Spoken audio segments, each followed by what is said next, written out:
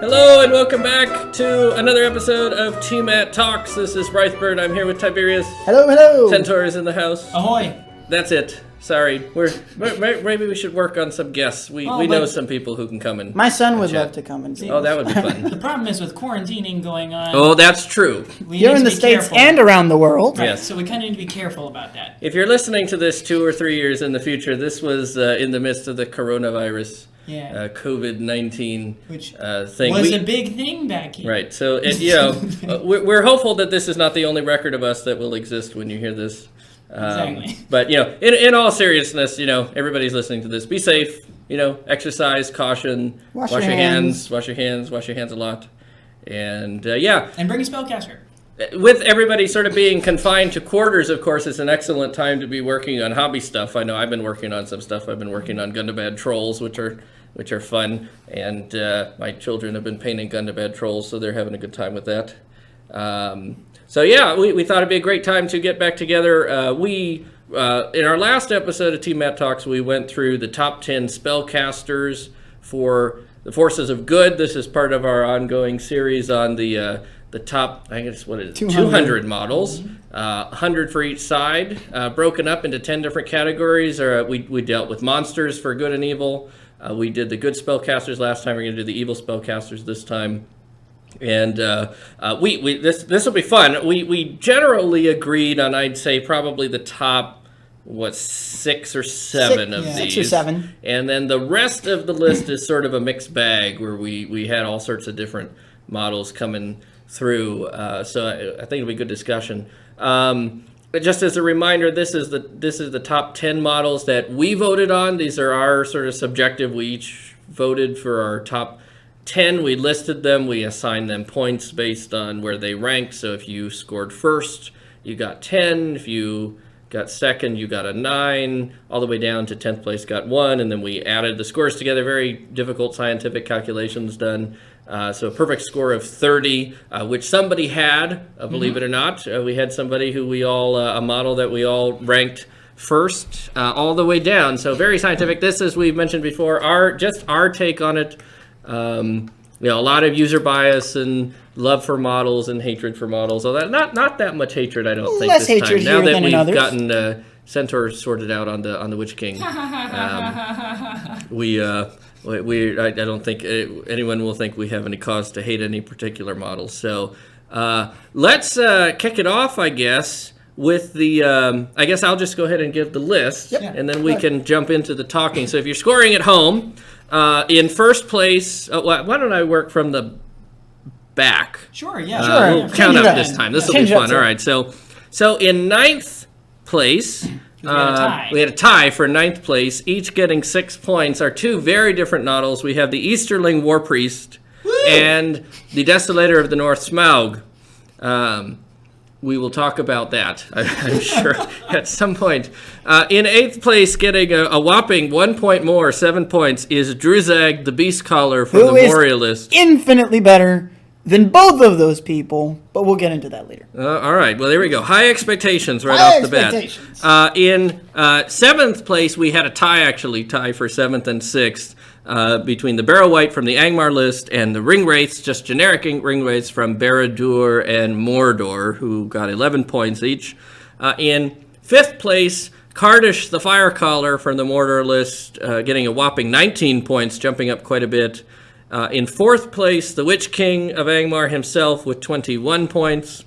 In 3rd place, the Necromancer from the Dol Guldur list, 22 points, just narrowly edging out the Witch King. In 2nd place, Saruman the White. This is from the Isengard list with Saruman the Colorful. Yes, even though everybody paints him white, with a whopping 26 points. Pretty much the consensus number 2 pick for everybody but me. And then first, with a perfect 30, is, of course, the Dark Lord Sauron himself from Barad-dûr. So there we go. That's the list. What do you guys want to talk about first? I think maybe we start with the big man, because, he did get 30 points. We don't need to make this very long, but, let's be real. It's Sauron, right? If you're looking for a person with a lot of spell options, Sauron has it. If you're looking for a person who has a good variety of spell options, Sauron has it. If you're looking for somebody who casts things relatively easily, Sauron has it, because I'm pretty sure his highest difficulty is a 4 up. 4+. That's correct, and it's 2 really good spells on a 4+. And Chill Soul. So I mean, really, really good, just easy casting. He gets the free will point every turn, of course. If you're looking for a resilient caster who will be able to take a beating, it's Sauron. If you're looking for a person who can do things other than casting in case you don't get priority, it's Sauron. So I feel like there's really not much we need to say on this one other than he's great, he's expensive, but he's good at what he does. I'm gonna go out on a limb and tempt the trolls that are listening to us to comment on this. In my humble opinion... Now, hold on. Before we do this, let me remind you, you put Sauron first. I did put Sauron first. All right. I'm going out on a limb in a good way. All right, okay. A limb in a good way. I think, personally, if the only spell that Sauron had was Chill Soul on a 4-up with a free dice every turn, he might still be the best spellcaster in the game. All the other spells certainly cement him being the best, but there are no other heroes in the game who, quote-unquote, easily just deal wounds. If you're facing an enemy army leader who doesn't have a lot of fate or doesn't have any fate at all, your opponent brings Denethor, he brings the Balrog, he brings whatever, being able to just reach out at the beginning of the, or nearly the beginning of the game and say, Chill Soul, deal a wound, right? It cements you victory points early, and it means they have to start working on Sauron right away. Being able to do everything else is fantastic, but I think that spell alone with this profile makes him the best. Yeah. Well, and just to take that a step further, I'm not sure I would go so far as to say that alone would make him the best, but certainly that's the most dangerous part of his arsenal. Yeah. The other thing, of course, is that spell has an 18-inch range. Yeah. Which can become a 24. Channel it, right, it can become a 24-inch range. You don't bother rolling to wound. It's infinitely better than, well, I don't know about infinitely better, but it's substantially better than Black Dart or any of the other spells that do wounds, because if the spell goes off and they don't resist it, you're doing the wound, which it puts them immediately in a position where they have to resist. Anything that doesn't have resistance to magic or a free will point is going to be struggling to do that by the time you get to turn 2 or turn 3, which you can do because, oh, by the way, it has an 18-inch range on the spell. The thing that it allows it to do, if you combine it with the Barad-dûr army bonus, which means that your force can't be broken until you reduce Sauron to less than half of his wound. Less than half, right, to break him. Yeah, so you got to get him down to 2 wounds. You got to score 3 wounds on a defense 10 model that's fight 9 and has 4 attacks, which is really hard to do. It means that he can be putting pressure on you, right? You have to, for you to, it's relatively easy for him to score points. You can snipe banners, you can, because he's really tall, or you can keep the banners far away from the fight, in which case there are waste of points. You can go after army leaders, as you mentioned. You go after horses of army leaders before they even close. And now you're disrupting what the enemy is doing. In addition to your 2+ immobilize, or what was it? He's got the transfix, right? And then the 3+ compel, which is sort of its own thing. You're putting pressure immediately on the enemy, and they have to come deal with you, right? It's not like a lot of spellcasters with the 12-inch range, they got to come within bow range. Sauron cares not for bows. I mean, literally, ordinary bows cannot wound him. And even your elf bows is a 6x6, and a crossbow is a 6x5. So that's assuming you get past all the in the ways that, of course, he's going to have because he's got an army in front of him. So he puts that pressure on immediately. I don't know that there's any other spellcaster who can do that. Anyways, there you go. I don't know that we need to say anything. The only other thing comment I'll make about Sauron is that, and this is, I think, really important, is that he has resistant to magic. Yep. We talked last time about enemy, when we were talking about the good spellcasters, one of the things that makes Gandalf the White so dangerous when you're dealing with spellcasters on spellcasters is because he can cast Fortify Spirit on himself, get those free dice to resist, so he doesn't have to dig into his will store or his free will per turn. He can use his free will per turn to fight, offensively, to cast spells. Offensively, he can dip into his will pool in emergency situations, or if you want to up the stakes, the odds of you getting that die. But you don't if you're fighting the Doomsday scenario of 9 Nazgul, and they're all casting spells at you, most spellcasters can't take that kind of punishment.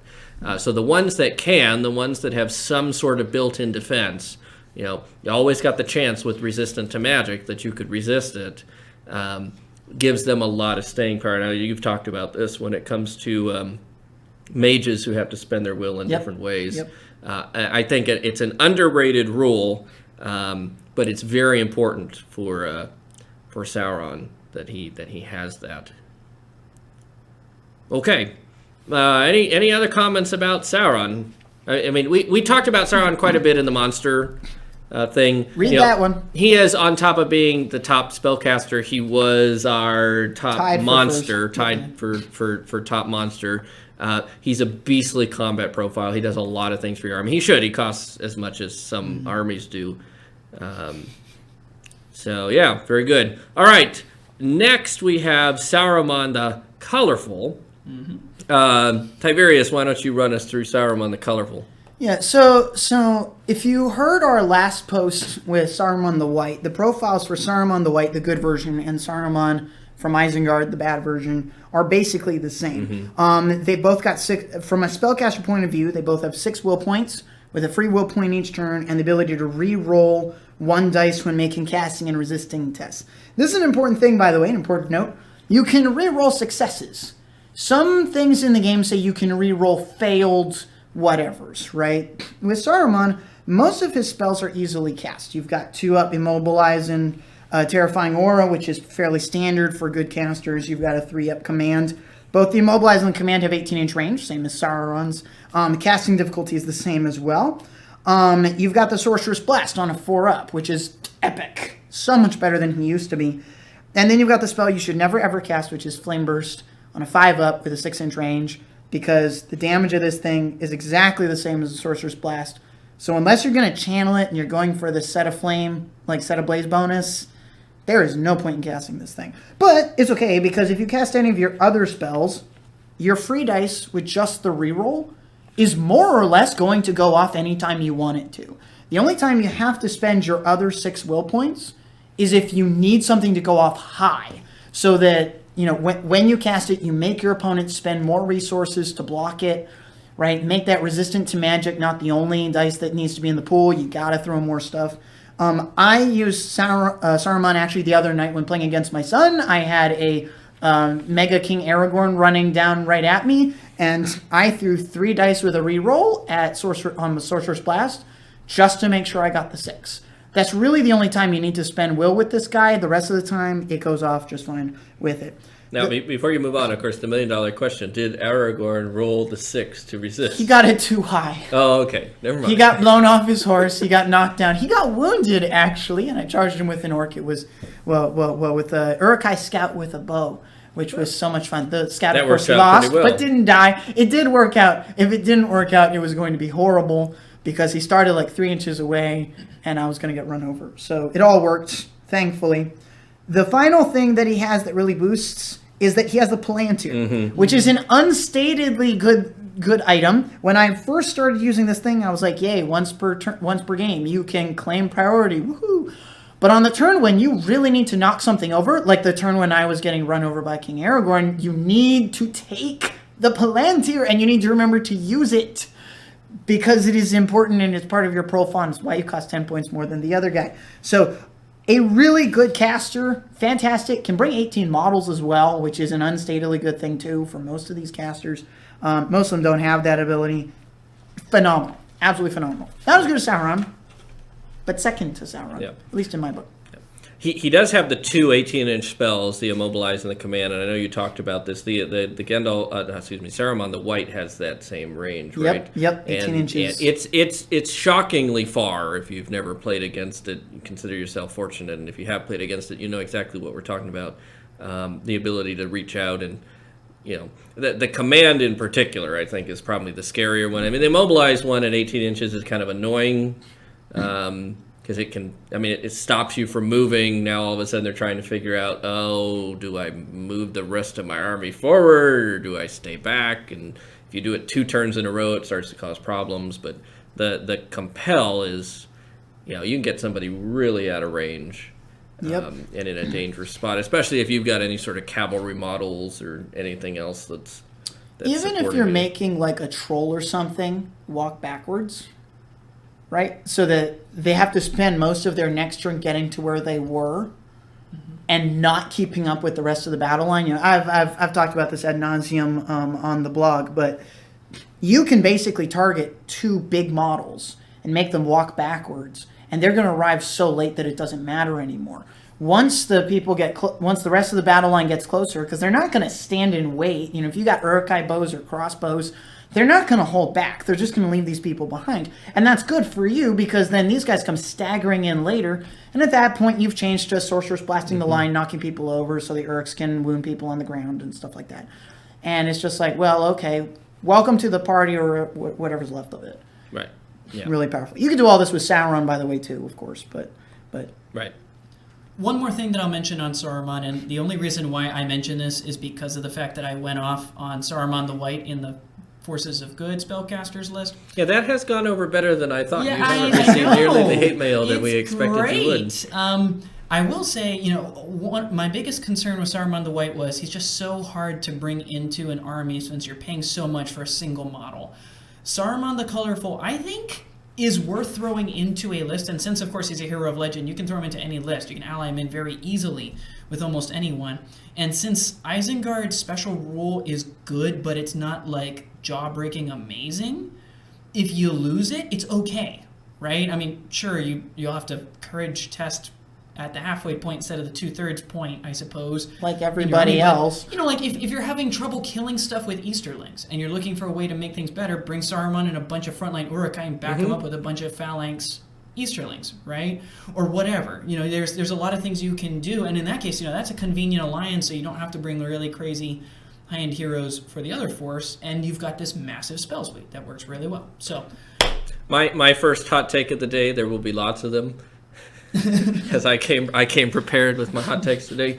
I don't think there's a single evil force that would turn away an allied contingent of Saruman and 18 Uruk-hai of sort of any flavor. Your scouts or your siege Uruks. The Uruks, we're not talking about troops obviously, but I mean fight 4, strength 4, defense 4 or 5 or 6, depending on how you kit them out, with strength 3 bows or strength 4 crossbows. And the option for pikes, nobody's going to turn that down. I was going to say, no, you know what? I'm good. I don't need fight 4. I have better I don't options need strength in my 4. list. Right? Nobody's going to say that. Everybody, even the even the Warg Riders, which are not, they're not like. You look at Isaiah, you're like, they seem sort of out of place. Warg Riders are good. They're cheap. They're dirt cheap. They hit really hard. Yeah, they're fragile, but. They hit really hard. Most evil cavalry are. Correct. So the fact that they are isn't really a downside. It just means that if you have heavier cavalry, that's a good thing.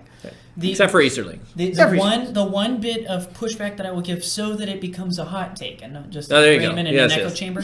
Since Mordor gets access to really good Uruk-hai warriors, they might say we're good.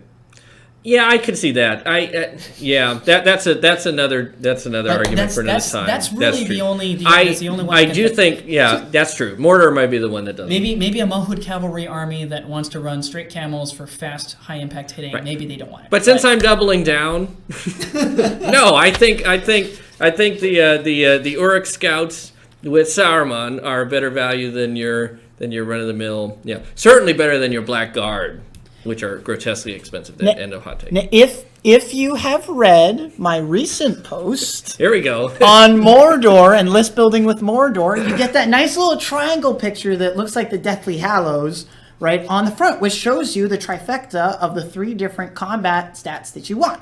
Fight 4 and above, strength 4 and above, defense 6 and above. And Mordor, while it has units that can do 2 out of 3, right? Morannon Orcs are strength 4 and defense 6, but not fight 4, right? I mean, look at the chart. The Black Guard are the only one that get all 3 of them. And Mordor and Isengard Uruk-hai warriors get all 3 of them as well. Correct. The cost difference is fairly big. You can get the same kind of all of those stats technically with Uruk-hai berserkers, who are only slightly more expensive than Black Guard or Barad-dûr, but they get that extra attack, They're courage 7. They get the potential resist damage on a roll of a 6. Right. Yep. Fantastic troops. I do think Mordor would choose to take the Isengard contingent. Yeah, there you go. There you go. Yeah, I really Berserkers, think that right. they do. There we go. I really think that they would. Thank you. I rest my case again. I run Uruk Scouts and Feral Urukai, so I'm not Feral going to push Uruk hard trash, back on this. except in battle companies. All right. One final thing to say about Yes. Saruman is that the one advantage he has against Sauron, though it's a minor one and not enough to push him to the higher slot, is that he can take a horse. Sauron is great. You can march him, but he's slow. Yes. I would add the reroll the spell. Resist. The reroll is also good. is also The really reroll good. is also and, really and the good. other thing that would keep him, that would push him close. Yes. Slight counterpoint on the horse, and then we can totally move on from Sauron. Here we go. 'cause Here's the that's horse fine. thing. I have one more thing to say after the horse, but go ahead. You go from 1 attack to 2 attacks, and sure, you have a 10-inch range, but range has never been Saruman's problem. So if you're running him correctly, you should be fine. It's not about range, it's And- about angle, right? Because Sorcerer's Blast requires you to get a good angle. If Yeah. you want to knock over more than 2 models, if you want to knock over 3, you got to be able to do the perpendicular bisecting of the distance between 2 adjacent models to the target that you're targeting, which is fancy speak to say you got to hit it at a 45-degree angle so that he now runs into 2 people at the exact same time. With the way that the rule is stated, as soon as you run into a model, that's where he stops moving. But you can knock over 3 models, potentially dealing wounds to 3, or at least getting them all on the ground. That angle can be hard to get with only 6-inch move. Yeah. It's better with 10. I do not ever run him on a horse, but that's why you would put him on a horse. And obviously, best practice, if you're going for that trick shot, you should talk it out with your opponent first. Absolutely. So everybody understands exactly I am trying what to you're get doing. the equal distance here so he knocks over both of them. Right? Bring your geometry, your compass and your compass thing, trigonometry protractor calculator and all that, and stuff to do it. Or when all else fails, just own it. Yeah. Confidence is everything. Yeah. All right, are we good on the final and last thing here we go. you need to consider is you should always bring Grima. Oh, yes. Okay? Except in really small point games, you should always bring Grima. And here's why. Case study example. 20 seconds on this. I This has nothing to do with have casting. King Aragorn running down my throat the other night. Do you know why he didn't call a free heroic move to counteract my Palantir? Because it wasn't free. He had 1 might point left, and he would be out of might because Grima was within 6 inches. And so he chose to just weather the spell, try to resist it, right, instead of calling it. And it didn't work, right? But Grima made that choice. He gave me priority. And he will make other important plays, people not calling heroic strike against Threeden or Lurtz or Ugluk or whatever, when they are calling strike, because it costs so much. And for 25 extra points, 35 if you put him on a horse, he is a fantastic add to whatever you want. All right, okay. There Moral of the That's story, it. Isengard's really good. Take it with Saruman. Take Take Saruman. it with Grima if you're taking Saruman. Every time. All right, very good. There you go. We're done. Next, third is the Necromancer. This was not... so just to give us a flavor of where we're going, like I said, the Dark Lord Sauron was the consensus number 1. We all had him first. Saruman was ranked 2nd by Centaur and Tiberius. I had him 3rd. Tiberius had the Necromancer in 3rd. Because he is. Centaur and I had him in 4th. So we've sort of deviated already a little bit. But so far we are following, we're going to follow Tiberius's order pretty much most of the way there. Absolutely, most of the way down, because I'm right. Until we get to the split at 6, where we sort of deviate some. So tell us a bit about the Necromancer, Tiberius, since this is, you believe, the most strongly in his potential. So the Necromancer has a lot of the same things that the other 2 have. He has a 2-up transfix. He has a 3-up compel. He does not have these at an 18-inch range, which eventually you got to have people not casting things as far. This is a diminished Sauron we're talking about. The really good spells that he has, the 2 of them that he has, are cast on a 4-up. These are mostly unique to him. You've got Shroud of Shadows, which is cast on a 4-up. If you channel it on himself, he allows you to half the fight value of the person that he's fighting. It also gives you ring benefits, so you can move through models. You can't be targeted by people. They have to pass really a ridiculous courage test in order to charge you. It's a good protective spell. You can also cast it on someone who is running the heirloom off the table, or running the prize off the table to make them harder to do things with. So it's a nice support spell too. Channeling it in this case is not necessary, but it's a good spell to have. The other one that's good is Curse. He is the only model that has it. It is cast on a 4-up. If you channel it, you take away all of Elrond's beautiful fate points. It is a glorious spell. It is best employed against models that only have a single fate point, and preferably a single will point, because you can say, before I train soul against you, because, oh, by the way, the Necromancer has trained soul. This was in errata, by the way. Curse is in the errata for it. So you got to get the errata. If you're following along in the book, it's not in the book. It's in the errata. But it's ideally cast on someone who only has a single fate point, because then you don't have to channel it. You just say, I'm going to take your fate point away, and now if I charge into you, I have fight 7. If I win the fight with my strength 6, if I deal a wound to you, you automatically die. All your wounds disappear. End of story. Also really good. You don't have to curse things like Smaug, but you can fight things like Smaug and channel Shroud of Shadows on yourself and run into Smaug and beat him on fight value, deal a wound to him, and he dies. Right? So he's a really powerful caster. Those 2 spells alone are really good to have. The rest of his things are good too. Most of them are not remarkably better than other casters, but those 2 spells, in my opinion, set him above the rest. The army bonus, by the way, you always take him with the army bonus, because then when you spend 1 will to cast, you get a free will to cast. Most of his spells then are easily cast on those 2 dice alone. 75% probability for anything that's got a 4-up to cast or better. So in my mind, he's a really long-term caster. He can use his will's fate points as well. That's a common claim that most people make, that he's a good model. He is expensive, but he brings 18 models with him. You can protect him pretty well, and he does a lot of damage. Yeah, the army bonus is an important point, because it turns out that we talked. There are an awful lot of good spellcasters who get a free will per turn. There are not that many evil. I think there's 3. Very few. And Sauron is one, and then of course Saruman with the staff. Smaug, the Necromancer can get it if you have that that army bonus active, and if you're spending. And if you're spending you have 1. to commit at least 1, right? Yep. You commit 1 to get 2. He does not have resistant to magic. Neither does Saruman, so that's an issue. And he doesn't get a free will. He doesn't get a free will point with the army bonus, so he doesn't get 1. You can't spend it. You can't reserve it to resist spells. So he's digging into his will And I don't pool. think he re-rolls any of his resist tests I don't either. think so either, yeah. So if you're casting against, then you have to actually spend stuff and it's painful. He does have Terror and Ancient Evil, which is a nice thing. Yeah, that's sort of the advantage over Saruman, who has to cast Terrifying Aura on himself, and there's no Harbinger effect. Like Saruman the Colorful, he is not really a combat model. He can do it if you need to, but the 1 attack is not great. He has really nice synergy with the Nazgul, the Dol Guldur Nazgul. And Mirkwood spiders. And Mirkwood spiders, right. Because Mirkwood spiders, of course, can paralyze with their webs. And so at that point, his combat profile doesn't matter. He waltzes into the fight, automatically wins, and then he just has to deal with drain soul, right. So there are things that can help him, but on his own, he isn't a great combat model. Well, I know you mentioned the Shroud of Shadows for random models getting off the board, but a spider, a Mirkwood spider who can paralyze, is actually a really nice model to put the Shroud on, because if they're far away from you, and spiders are incredibly agile, they only got to get within 6 inches of you and be able to see you. If you can't see them, and you're taking -1 inch, -1 courage tests for every inch that you are away from them, it's incredibly hard to pin them down and prevent them from paralyzing you.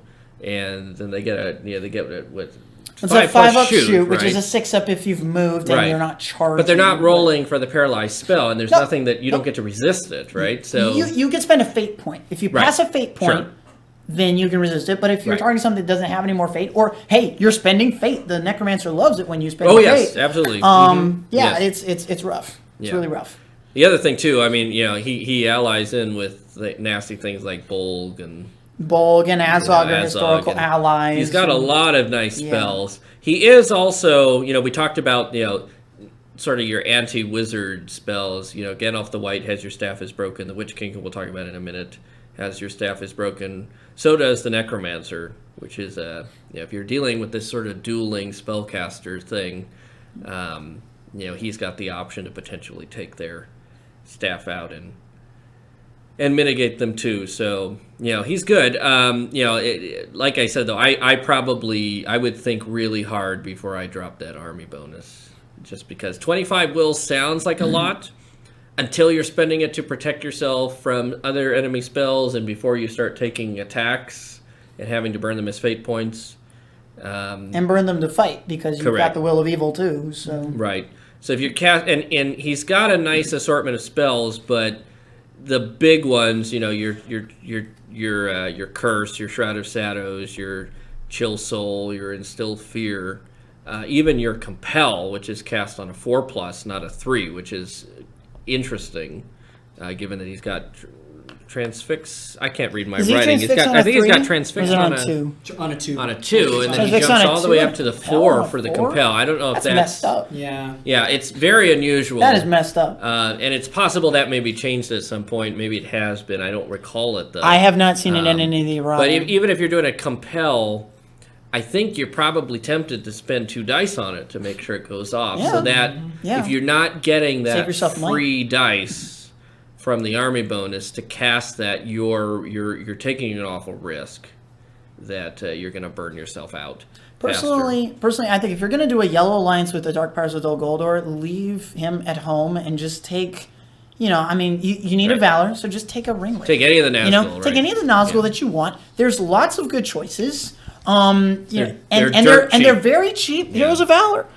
Support them with the Keeper of the Dungeons or, a Hunter or Captain. They're the cheapest 3-attack models in the game. Or just take some Castellans. Or some Castellans with Morgul Blades. I mean, there's some good options for you. Just don't take the Necromancer. So. Right, yeah.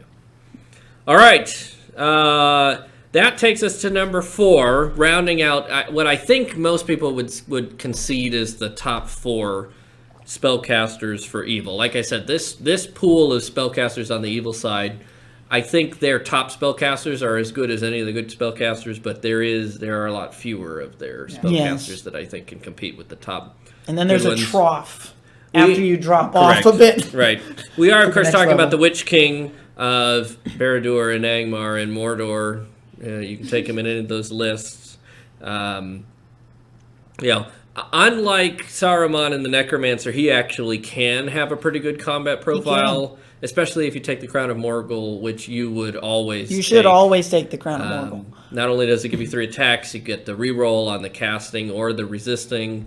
Essentially transforms him into Saruman if Saruman knew how to fight. Indeed. He has the ability to Heroic Strike. You can take up to 3 might on him, which I think you always would. Yeah. You can take up to 20 will on him. I don't know that you would do that usually, unless he was like your big-time army leader and you got him on the Fell Beast and you plan to have him kill stuff and you got the full kit with the Morgul Blade. But, 15, 16, I think you probably think, especially if you're going to use him as a spellcaster, I think you think long and hard about that. You can take up to 3 fate. I don't know that you take that 3 all the time. If he's your army leader and you're depending on him to fight, you probably do. My preferred build is 3-15-2. Yeah, I think I have a 3-15-2, and that I tend to do. It's a good sort of middle ground. Yeah. You can put him on a mount, and he costs in that 150 to 180 range, depending on what mount you choose. Right, higher than that if you have more. Right. Yep. So he's he's really solid. The just about the mount options, because this is going to come up when we talk about the Ringwraiths also. I thought we were going to do this for the end, but go ahead. Are we saving it for the end? No. Well. I didn't know if we needed to talk about any of the other parts of the profile first. Well, but we can dive into the mounts. That's fine. He's a great caster. He casts fantastic. Drain Courage on a 2, Transfix on a 3, Compel on a 4, all 12-inch range. He's got Instill Fear on a 4. He's got Your Staff is Broken on a 4. Remember, these are 4s with rerolls if you take the Crown of Morgul. So Which take is the to say, Crown of you Morgul. can easily cast them on 1 dice. Right. Pretty reliably. Pretty reliably. What's a 75% chance? 75% chance. Pretty good for a single die with the reroll. You got might as well if you flub. It will do work. Black Dart on a 5+. I am not a fan of Black Dart. I know a lot of people are. I have tried it. It never seems to work. 5+ is very hard unless you're the Undying and you're rolling 5 free dice to do it. A 5 is hard. Even if you get the 6, they can resist if they cast a 6. Assuming that they've got will or resistant to magic. There are an awful lot of things that don't have will that have resistant to magic. And even if you're going after a big hero or a big hero's horse, it's only a single wound. So if you've got a multi-wound mount, or if you've got a mount with any sort of fate, or a rider with Horse Lord on it, I just find it's not that reliable. I find that I end up spending 2 dice to cast it, and I run out of will without having much return on it. It's not like, in some respects, I feel like you might get more mileage out of something like a Drain Courage or a Transfix that you can cast with a single die. You get it more reliably, and I feel like that does more for you most of the time. But, maybe that's not, not everybody's experience, but that's certainly been mine. I would be very leery about spamming the spell situationally, maybe, but spamming it, I don't think, even if you take the 20 will, I think you're going to run out faster than you like. And even if you like the Black Dart spell, since you can always run the Witch King with other ring rates, there's no reason for him to be the one casting Black Dart over against somebody else. Since everybody else is going to cast it on a 5 or worse, in the case of Kamul and the Knight of Umbar, there's really no reason for you to be spending his will trying to cast something that's dangerously difficult to cast, when you could be spending that knocking somebody over and crushing them with a massive mount. Right. And the other thing, too, right, is we should mention, so the Witch King, like the Nazgul, of course, has Will of Evil. So you run out of will, you're done. The Necromancer does as well, which we didn't mention. Mm-hmm. So he runs out of will, he's done. So again, that prioritizing your will and not burning through it too fast is really important. Keep in mind as well that you burn will if you're in combat. So you only have a certain amount of control. It's not like you can say, well, I'm going to spend down to 1, and then I'm going to stop, and nothing's going to happen, and I'm going to be fine. If your enemy can charge you, which, can be hard with a Nazgul, but if they manage to do it, that's it. Doesn't matter whether they win the combat or not. You're finished at the end of that end phase. So, again, burning through your will. Any reason not to burn through your will, it's a good thing not to burn through it if you can. You've got something you want to say, Tiberius. So the one time I've ever found myself, and I don't do this very often, casting Black Dart, is when you cannot reach a unit that's like on an objective in a game. If you're playing Fog of War and you've chosen a hero that's been kept on the sidelines and out of the way, and you have to kill that unit before the game ends, and you cannot get to it, right? I mean, you're on like the last turn of the game or something like that, or it could be the last turn, and you didn't quite make it, you cast the Black Dart, because if you don't, you're costing yourself victory points, right? But this isn't the spell that you just throw around because, hey, it's damage. You don't do this for 2 reasons. They've both come up in posts that I've done. The first is the post that we did on wasting your might points. Casting Black Dart, even if you get it off on the 5-up, which may cost you might in order to promote up your roll, you still have to wound.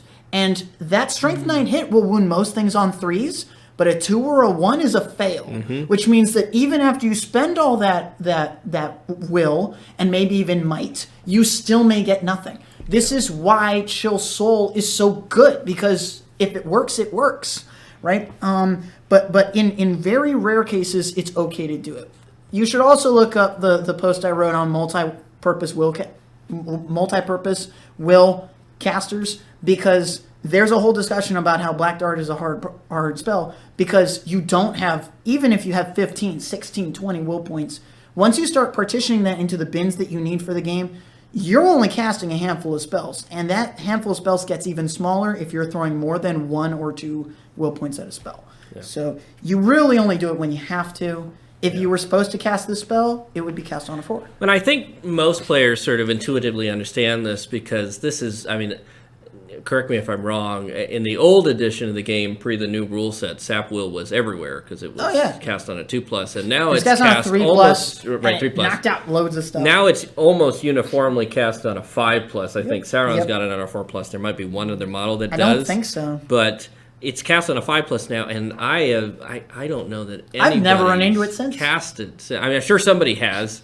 If you're trying to knock out Fury, which we're going to talk about in a minute, it's maybe the best option that you have, but it's not generally cast because that 5 is so hard and you can still resist it.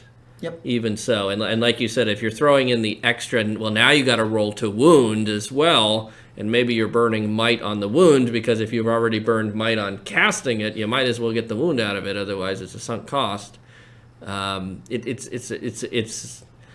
It reads like a good spell. Strength 9 hit sounds scary. It is scary, but there's a lot of contingencies, so it's a real resource sinkhole if you're not careful with it. And if you're spamming it all the time, I just don't think that's sustainable. Yeah.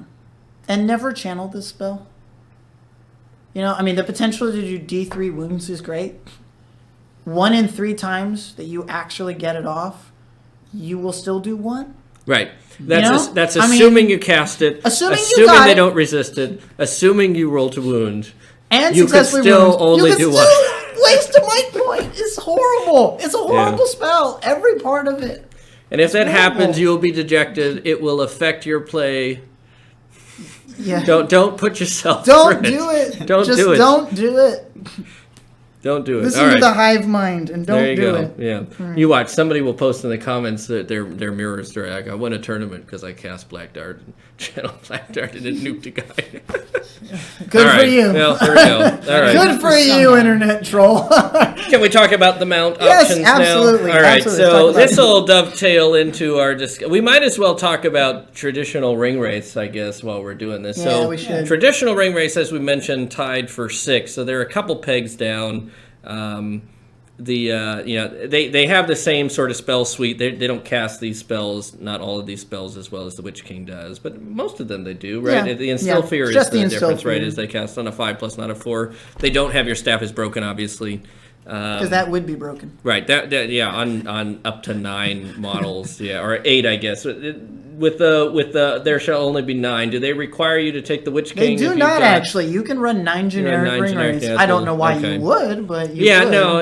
Yeah. Anyways, what makes them unique? The Nazgul, of course, the other unique thing about them, they get to call March, in addition to Channel, Which is really quite useful. good for a spellcaster.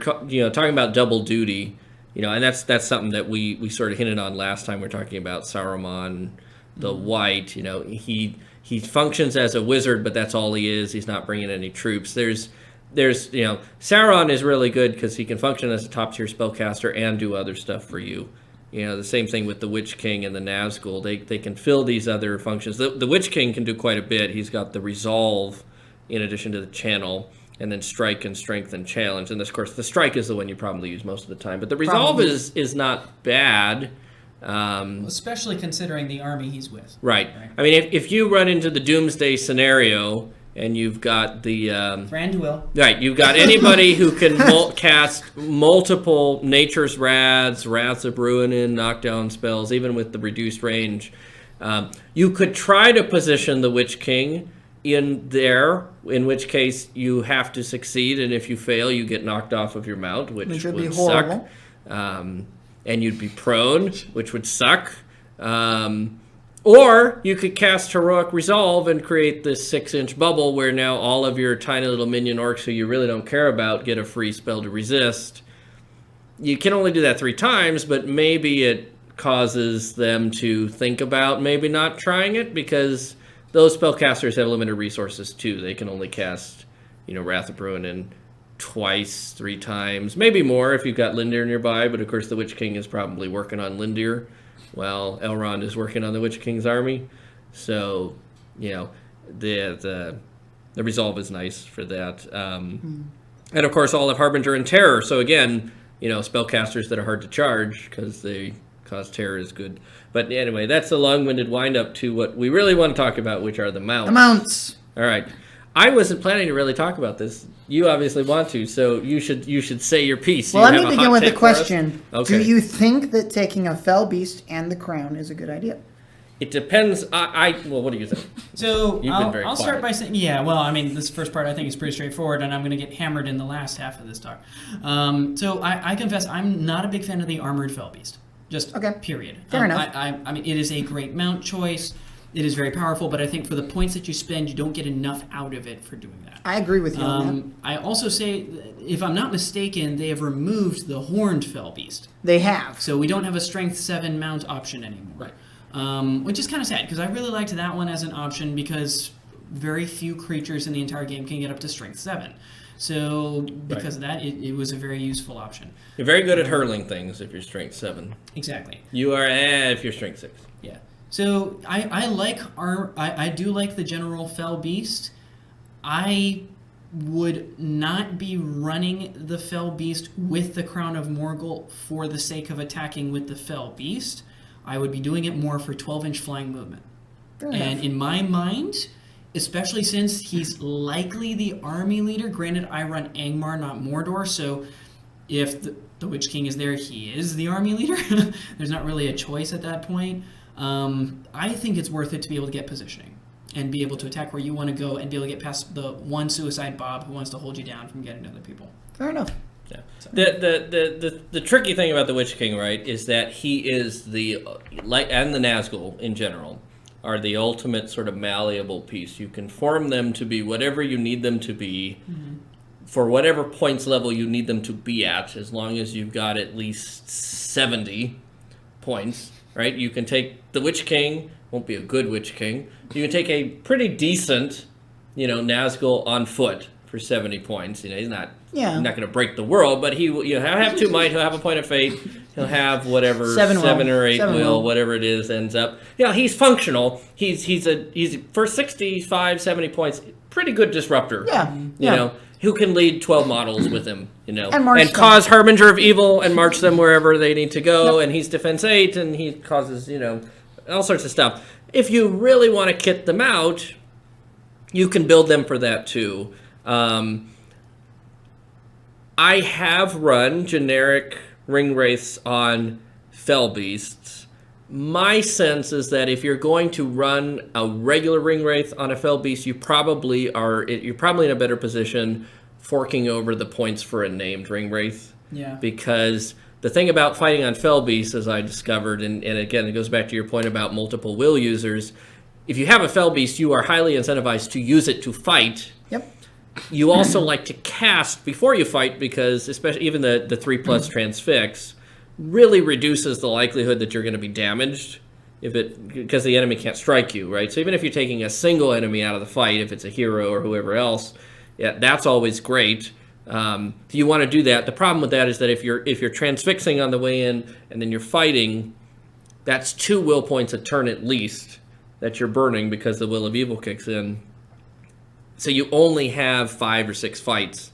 So you might as well get a named ring wraith with a higher will pool, or even better, a ring wraith who has some of those counter combat will shenanigans like the Knight of Umbar or Camul the Easterling, where you can sort of play with the Will of Evil a little bit and get more oomph, more likelihood that you're going to succeed with the combats. For the Witch King himself, I am of the position that you should take the Crown of Morgul all the time.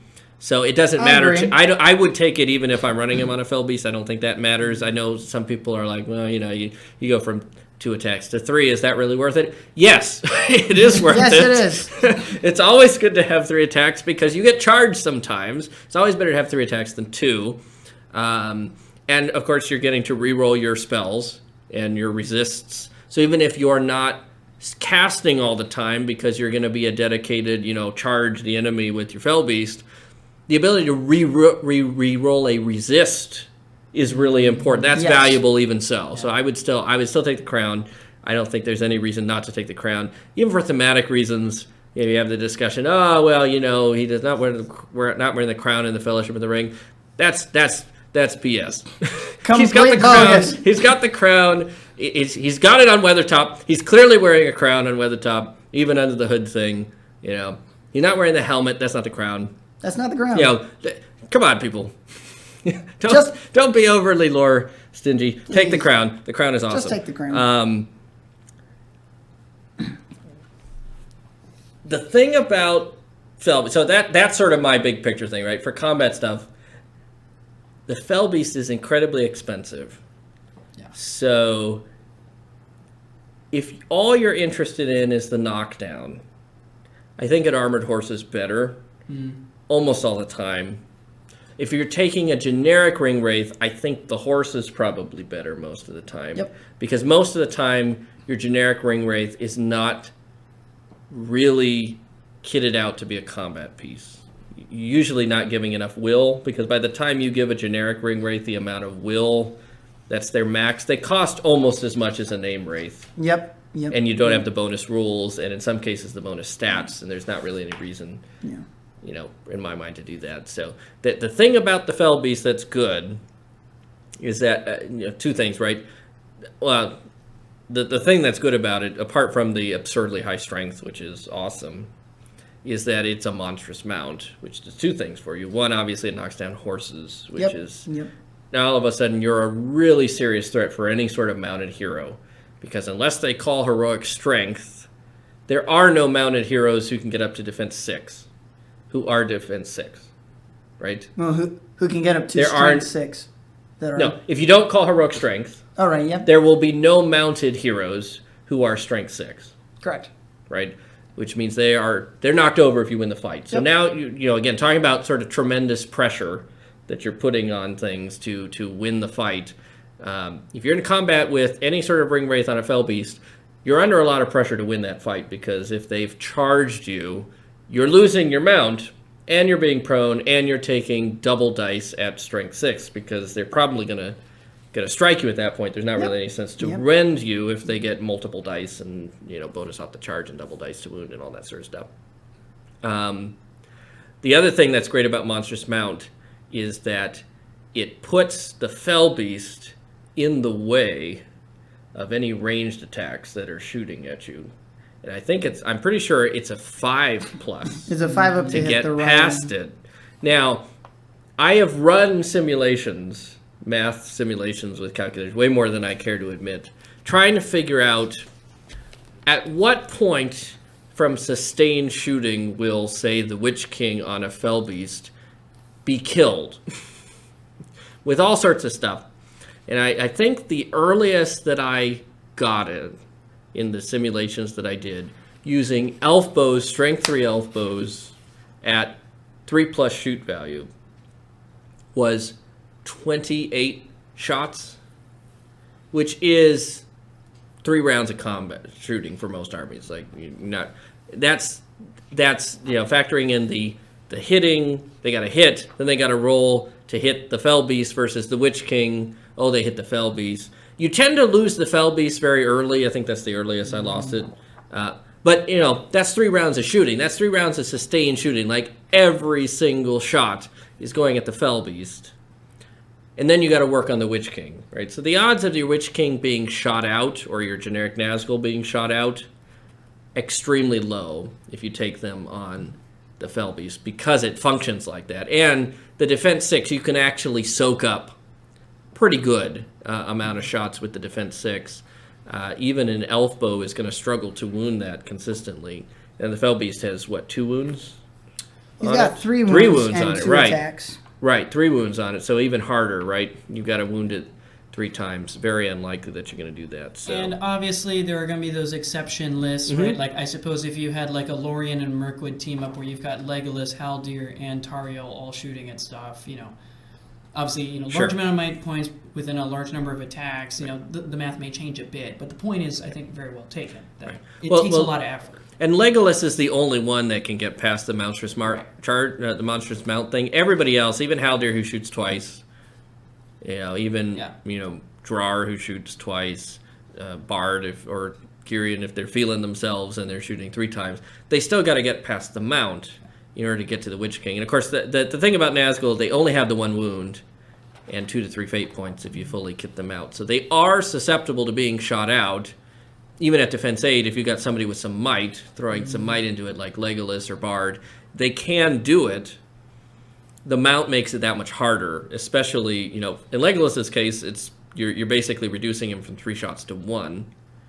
Which is worth it. Which is, you're going to, a Legolas shooting the Witch King once, getting past him, needing 6s by 4s to wound him, Still only doing 1 wound. Odds are, if you've taken multiple fate on the Witch King, you're going to survive at least a couple rounds of that. And with Bard, shooting 3 times, he's not going to. Yeah, and even if they're going for your Fell Beast itself, Legolas shooting once per turn to make sure he hits the Fell Beast, going to take multiple turns to chew through that. Anyway, it's a meat shield. And think of the Fell Beast as a meat shield that happens to be really devastating if it charges, and also happens to give you fly and 12 inches of movement, which makes your spells that much more effective. So, in the abstract, I really like the Fell Beast. And if I was taking him as an army leader and as a combat piece, I think it's the clear choice. But I do feel like for most army lists, the 50 points is really expensive. And if you don't need the meat shield, if you don't need the fly, if you're perfectly fine using your normal strength to attack, the armored horses get you most of what you need, get you mobility, get you slightly higher elevation for line of sight for a lot less. For 35 points less. Yeah. Which is 7 points of Might, Will, or Fate that you could give to the Witch King or other ring wraiths, or buy other troops. And like Centaur, I wouldn't bother with the armored Fell Beast. Defense 7 is good against Strength 2. Strength 2 bows. Which there's a lot of things that are Strength 2, but it's 6s versus 6s by 4s. The odds of you getting wounded on a 6 not fantastic. The odds of you getting wounded by a 6 by 4 are half of that. So better, I guess, but. It's a lot of points. Again, it becomes a real point sink at that point. And the Defense 7 does nothing against Strength 3 bows, which tend to be the most dangerous because they're paired with the 3+ shoot value. And then the crossbows, crossbows is it's better. You're wounded on 6s instead of 5s. You're wounded on 6s rather than 5s, but right. whatever. I mean, it's better. It helps some. But the odds of you hitting an army that fields crossbows are really low, right? There's only 3 armies that have crossbows. And then you've got, and against siege weapons, it doesn't do anything, I don't think. Because even the Avenger, right, even the Avenger Bolt Thrower is a Strength 7, so it's going to wound you on 4s either way, regardless of what Fell Beast you have. And that's sort of the low end of the against it, and it, against, when would it matter? It would matter against a Strength 8. Yeah, which is not many things. Siege weapon. So I mean, the Iron Hills Ballista is Strength 8, and. But at that point, that's you are I think, saying like you and me on 4s instead of 3s. That's like. I mean, most of the time, you're probably getting wounded. Most of the time, it's the difference between wounded on a 5 and a 4. Yeah. Right, because it's the Strength 10 stuff. Yeah. It's gonna be 3s. It's gonna be 3s for both. It can be 3s for both, yeah, so it doesn't matter. So, yeah. I mean, siege weapons are what you really need to worry about for all of these. You don't have to worry about the horses. Big monster things. They really don't like siege weapons, so it's not really doing much. So, did that answer your? Did you give your take? I don't remember. So my take is take either a horse or an armored horse. It depends on whether you think even defense or odd defense is good, because sometimes it won't matter. I think that the points are better spent either getting more troops or getting more will points. Mm-hmm. Yeah, no, it's really that simple for me. Right, because the Nazgul are so customizable. The 35 points that you put into a Fell Beast over a horse could be more stats on your Nazgul unless you're taking the named ones. Like I said, I feel like I don't know that I have thought about spamming Fell Beast, Nazgul on Fell Beast. It sounds really cool. If you had 2,000 points, why not? You take 1,200 points of Nazgul on Fell Beasts, and then, take 800 points of troops. And you'd have a really fun time, with that. But, in most of the points matches that we do, that's the trade-off. And again, if you run out of will on a Nazgul of any kind, they're gone. And if they're gone, the Fell Beast is gone too, because it's feral and it flees. Yep. So, it's good, but I don't know that it's the go-to. I think you default to a horse, and you have to be moved to the Fell Beast. Is sort of my approach to it. All right. Well, why don't we take a quick break? That takes us through the top 4, and then we'll come back and we'll hit the rest of the list.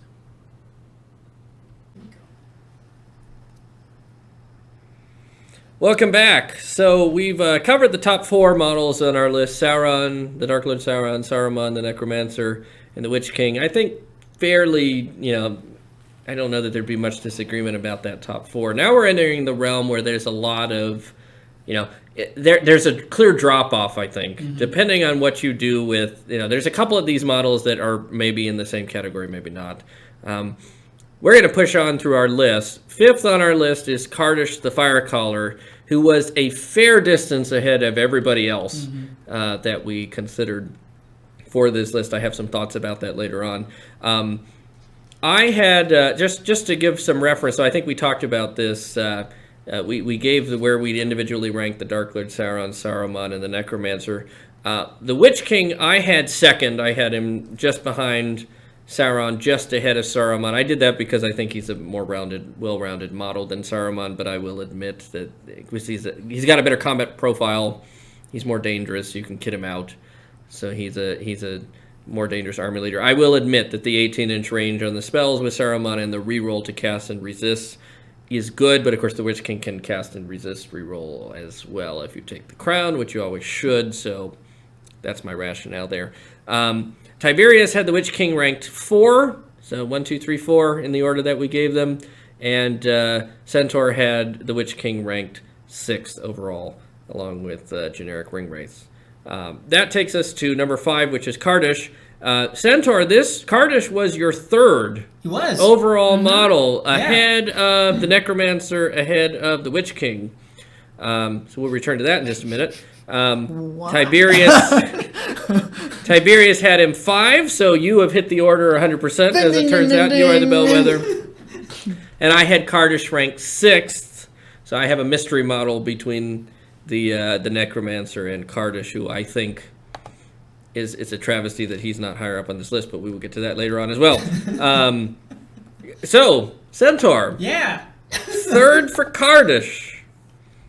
Care to elaborate? Sure. So, in my mind, actually, this was a pretty easy one. My top 4 are all the people who get a reliable number of dice to cast.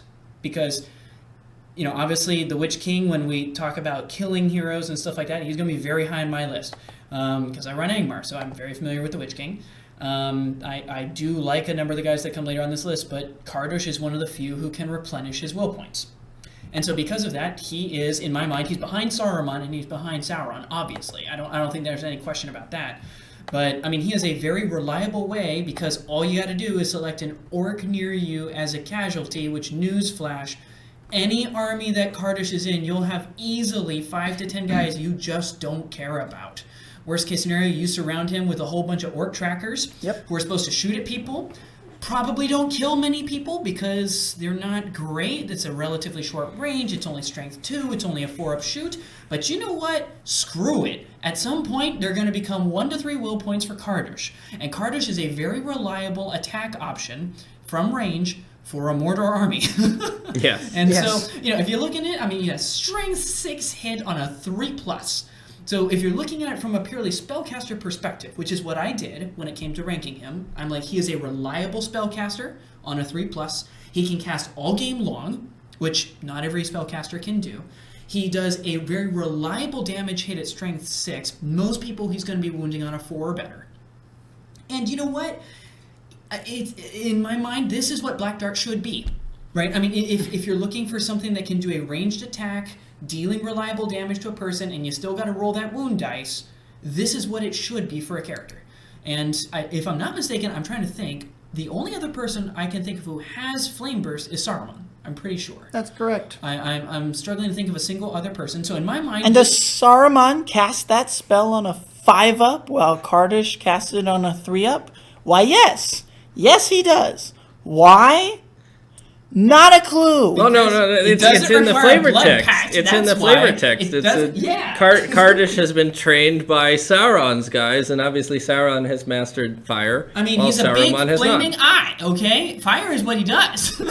Tiberius is not convinced. I am not convinced. He's shaking his head. I am sitting here not convinced. Look, your boy gets a 4-up blast and a 2-up transfix at 18 inches. Okay, and a wasted new spell. It is a wasted new spell. But we've already talked about that. So, needless to say, is he a healthy caster? No. Is he a devastating caster? Maybe.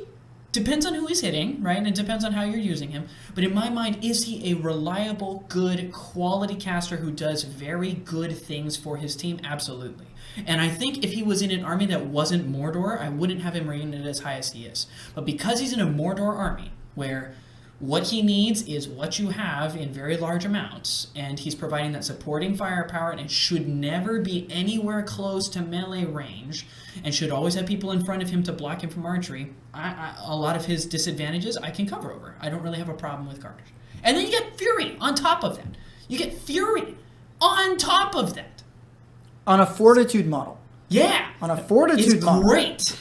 So that's my Cartouche rant.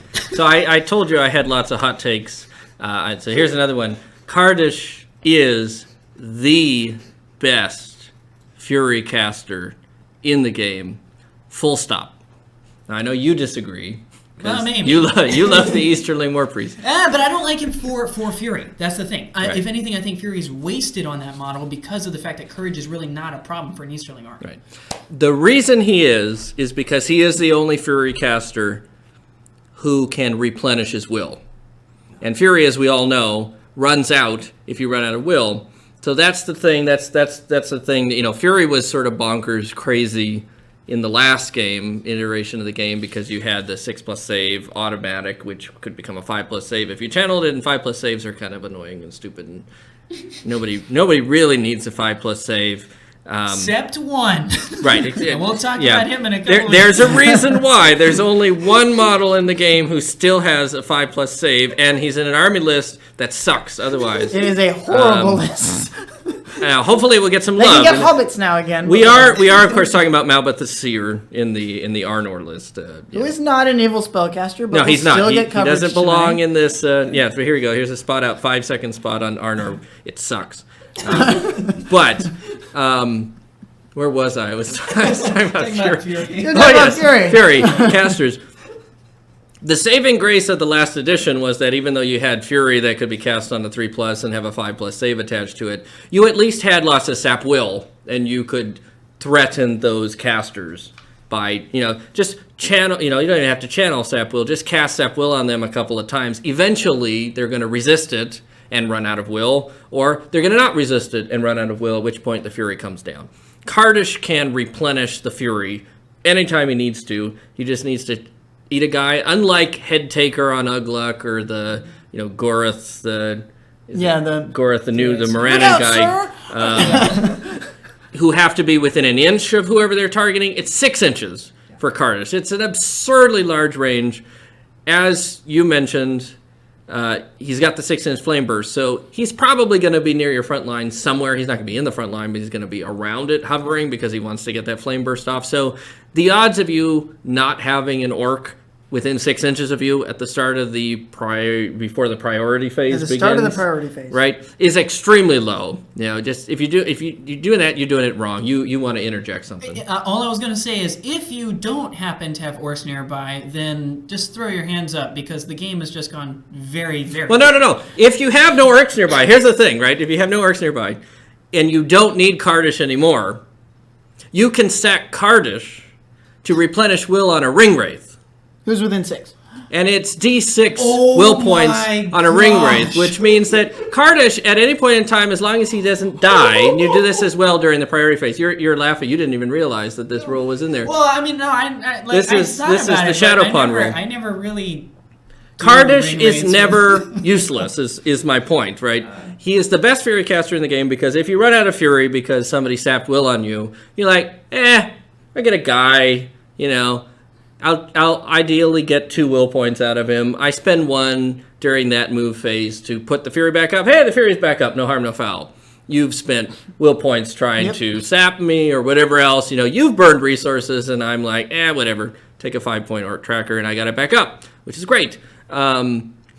You can replenish that. Nobody else can do that. There are some models that can cast Fury. Well, there's one model that can cast Fury who has larger than a 3 will store. We'll talk about him in just a minute, Druzag. But Cartouche's ability to keep the Fury up if you need it. And again, Fury for an orc army can be, sometimes you don't need it because you're not fighting anything that causes terror. But sometimes you can't fight without it. You can't function without it. And Fury is just, auto pass, everybody within 6 inches, go ahead and move. You are immune. All right, you've all moved. Now I'm going to move 6 inches. I'm going to get a new batch of orcs. I'm going to say, hey, go, move. Now we got more orcs that are fearless, and we're relentlessly attacking you the way that orcs should be, which is great. If I may interject one thought before we move on. At the time of this recording, there was a recent post from the Green Dragon podcast on Legendary Legions. And the great and amazing queen of MESBG, Kylie Stevenson, made an important note that I had not thought about before. If you can take a shaman in a list, always take the shaman. Because when you need the shaman, no one else can do what the shaman can do. Right. And she played against actually a Mordor player during the Masters tournament where she had Angmar and all these terrifying orcs. And she played against a guy from Spain who had a Mordor list, and he had my 3 favorite heroes. He had the Witch King, nearly the way I like him. He had the Dark Marshal, nearly the way I like him. And he had Shagrat with all the toys. And all the orcs in the army couldn't engage.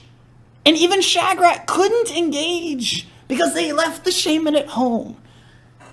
So Cartouche allows you not only to just keep all that Fury up, but when you need him to do Fury and not cast the fireballs, he's there for you. Right. It's so good. And not very much more expensive than a normal shaman would be. Right. The other thing that's great about Cartouche with the Fury, right? And we talked about this. You talked about, the Fury is really important. It functions correctly.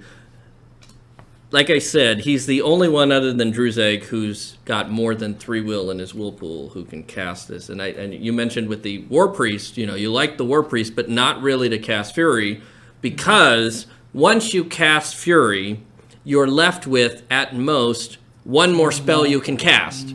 Because assuming you get it off on the 1 die, which, is a 60, 2/3 chance of that happening. If you run out of will, like we said before, your Fury goes away. So at most, you're capped with just one more spell that you can cast.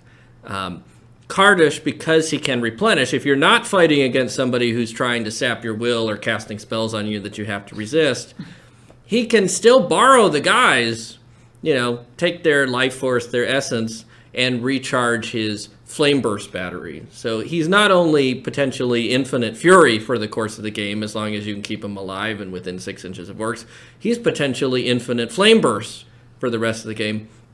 And Flame Burst, you mentioned it's better than Black Dart. It is so much better than Black Dart, because not only are you casting it on a 3+, the Flame Burst spell, if you target a cavalry model, attacks both the mount and the rider, because it's not a spell that is bifurcated. There's nothing in the rule that says you got to pick one, unlike Chill Soul, which says you got to pick one. So you nuke the rider and the mount with a strength 6 hit.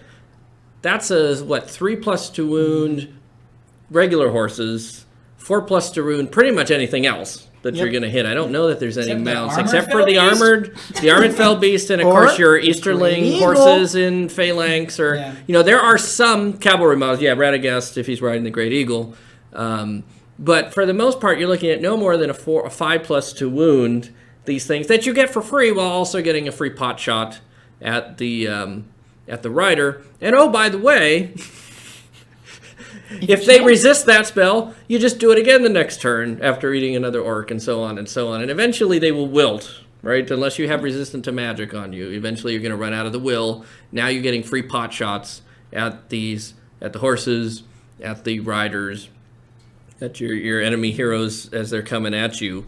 It's a great spell. It's a great spell.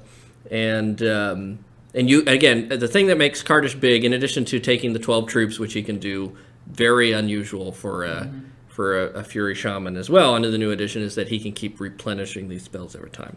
So I love Cartouche. Cartouche is awesome. If you're running a Mordor Orc force, I don't know why you wouldn't take Cartouche.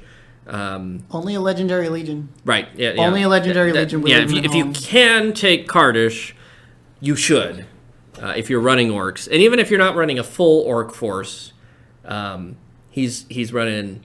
You know, I would strongly consider him if you've got any sort of orc contingent, and if you've got orc heroes, you should definitely take him. Which leads me to my next hot take, which is that Channeled Fury is still awesome. Crickets. I know, crickets. Crickets. Crickets, because you agree or you I disagree? am not convinced. You're not convinced. I am not convinced. So I'll lead off in refuting the hot take only so Yes. that we can make it a hot take, okay? So it's not just in front of an echo chamber. A little bit about my background as a tabletop gamer. I've played a decent bit of Warhammer Fantasy and Warhammer 40k, other things that were made by Games Workshop, and I confess, having played with orcs and goblins in Warhammer 40k and having played with beastmen in Warhammer Fantasy, I have very much embraced the notion that a 6+ save is not a save. It is a nice little thing that maybe works sometimes. It is a great way once per game to stop a heroic combat from going the way somebody wants it to. But realistically, you just need to be honest about the fact that you're shooting for the moon every single time you want somebody to stick around. Okay, realistically, you're going to save 1 or 2 people's lives. Now, is that worth a will point and a might point? Maybe. I think it depends on the army. So, for example, we'll be talking about the Easterling War Priest a little later. I would never do it with an Easterling War Priest, ever. Just because I would much rather spend my might point casting a 2-up spell, so I probably don't need my might point to get it off, and you'd be surprised how many times I've needed to spend a might point to get Fury to go off, which maybe that's just a problem with me, but there it is. Yeah, I would much rather take a strength 10 hit than a 6-up chance of somebody surviving a wound. It just doesn't play out as often as you think it does. So, if I was going to do it on somebody, I would do it with an Uruk Shaman on a Berserker or a Feral who has another 6-up chance to get a save, because that does make it a lot more realistic, and it does actually pop up more often than you think. All right, so that was, I'm still not convinced. I firmly disagree with anybody who says that a 6+ save is not a save. It is a save. It is not a save. If you do not have a 6+ save, you know what, and you get a whirl to wound and you have no fate points. Do you know what your odds are of taking the wound? 100%. 100%. Do you know what your odds are if you have a 6+ save? 99%. It is 83. less than 100%. It's 83%. 83%. It's 83%. It's the difference. You know, everybody knows this, right? It's a 1 in 6 chance. That's not nothing. That's not nothing. And now here's the thing, right? So you're talking about sunk costs. All right, you mentioned spending a might point plus the will point. Is it worth it for a single 6+ save? Absolutely not. What about for 5 6+ saves? Yeah, having been the guy who's rolled 26+ saves and only Right. gotten 2 of them, no, it's not worth it. It's not worth it even to save 2 models. Not worth it. Might point to save 2 models. Nope, not worth it. Is a fate point worth saving a model? Yes, but remember, you're spending a might point and a will point. Right? On a At model, least one. Right. You're spending at least one Right. will point. I will caveat this by saying, again, Cartouche is an exception to so many rules, right? Because he replenishes the will point. You can do a lot, right? You're not Right. taking away from your ability to do stuff. But for the vast majority of shamans, and so I would say for Fury Right. generally, it's And not that's really and that's my point. That's why like I said, Cartouche is by far Yeah. the best Fury shaman, because realistically, all he's trading for that 6+ save in your army is 1 might point and an orc, Yeah. which is 5 points is the same as a fate point, same as a will point. I think that's tremendous value. Yeah. It's a 6+ save for anybody who's within 6 inches. If you're running orcs, why not? Because you're going to cast Fury anyway. You might as well get the 6+ save out of it. Like I said, it's not nothing. And if you have heroes who are orcs, it's free fate points for them. Now, it's restricted fate points. It's a 1 in 6. But it's an option that you can spend before you even have to worry about their fate points, which, by the way, they don't have that many fate points to start with. Same thing for goblins. Any model, you mentioned it with the Uruk-hai, and the berserkers and stuff. I mean, I think it's worth it for even your Uruk-hai heroes, your Lurts or your Ugluk or, whoever else it is. The option for an additional fate point, something like a fate point, right? The idea of a fate point is that it saves you from a wound, which saves you from potentially losing a model, potentially saves you from giving up victory points. I don't know why, if you're going to cast Fury anyway, if you're committed to the Fury anyway, and you have an army that has a lot of models and heroes that share the keywords in your Fury, I don't know why you wouldn't fork over the Might point as well to get a 6+ save. Because, and here's the thing about the 6+ save, right? This is the biggest thing for the 6+ save. If you're in a combat, a heroic combat, or a normal combat with an enemy hero, and you roll, you roll the dice to duel. They've got higher fight value, but you're ahead of them on points. You roll a higher dice, your duel dice is better. You roll the 6, they roll the 5. Well, now they got to think, okay, am I going to spend a might point to improve my roll? Assuming I don't have a banner or anything else that's like that. If they know you have no fate points, you have no saves, they feel pretty good they're going to kill you. They got multiple attacks. You spend the might point.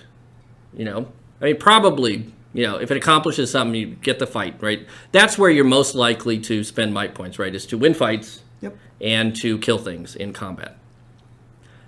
If you wound a model that has if you have a chance to wound a model that has a 6+ save, or let's back it up. You have a chance to wound a model that has no save, and you're 1 point short on your roll. You roll a 5 instead of a 6. You need the 6. You spend the might point, kill the model. That's about the best use of a might point because it's a guaranteed use. Like most of the things that we spend might on, we don't know what we're getting out of them. Killing a model is one of the few things that you're going to get it. Do you spend that same might point if the model has a 6+ save? Yes. Now, maybe you do. Do you think about it more? Nope. Yes, I do. Because so I got started in the game with Moria goblins, and I looked at the profile and I said, a shaman.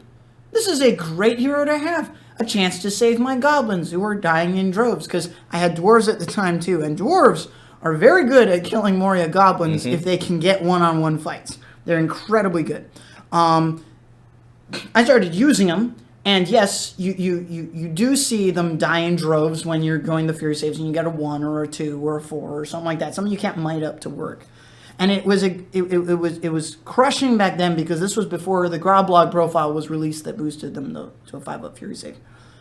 But occasionally, you had Balin, who only got 1 wound or could only might up to get the 1 wound, and the 6 worked.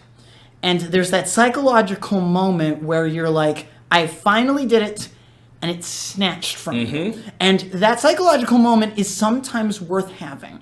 Now, I do not generally channel Fury because I would prefer to have the might point work for the opposite psychological moment where you only get it too high on 2 dice to cast it.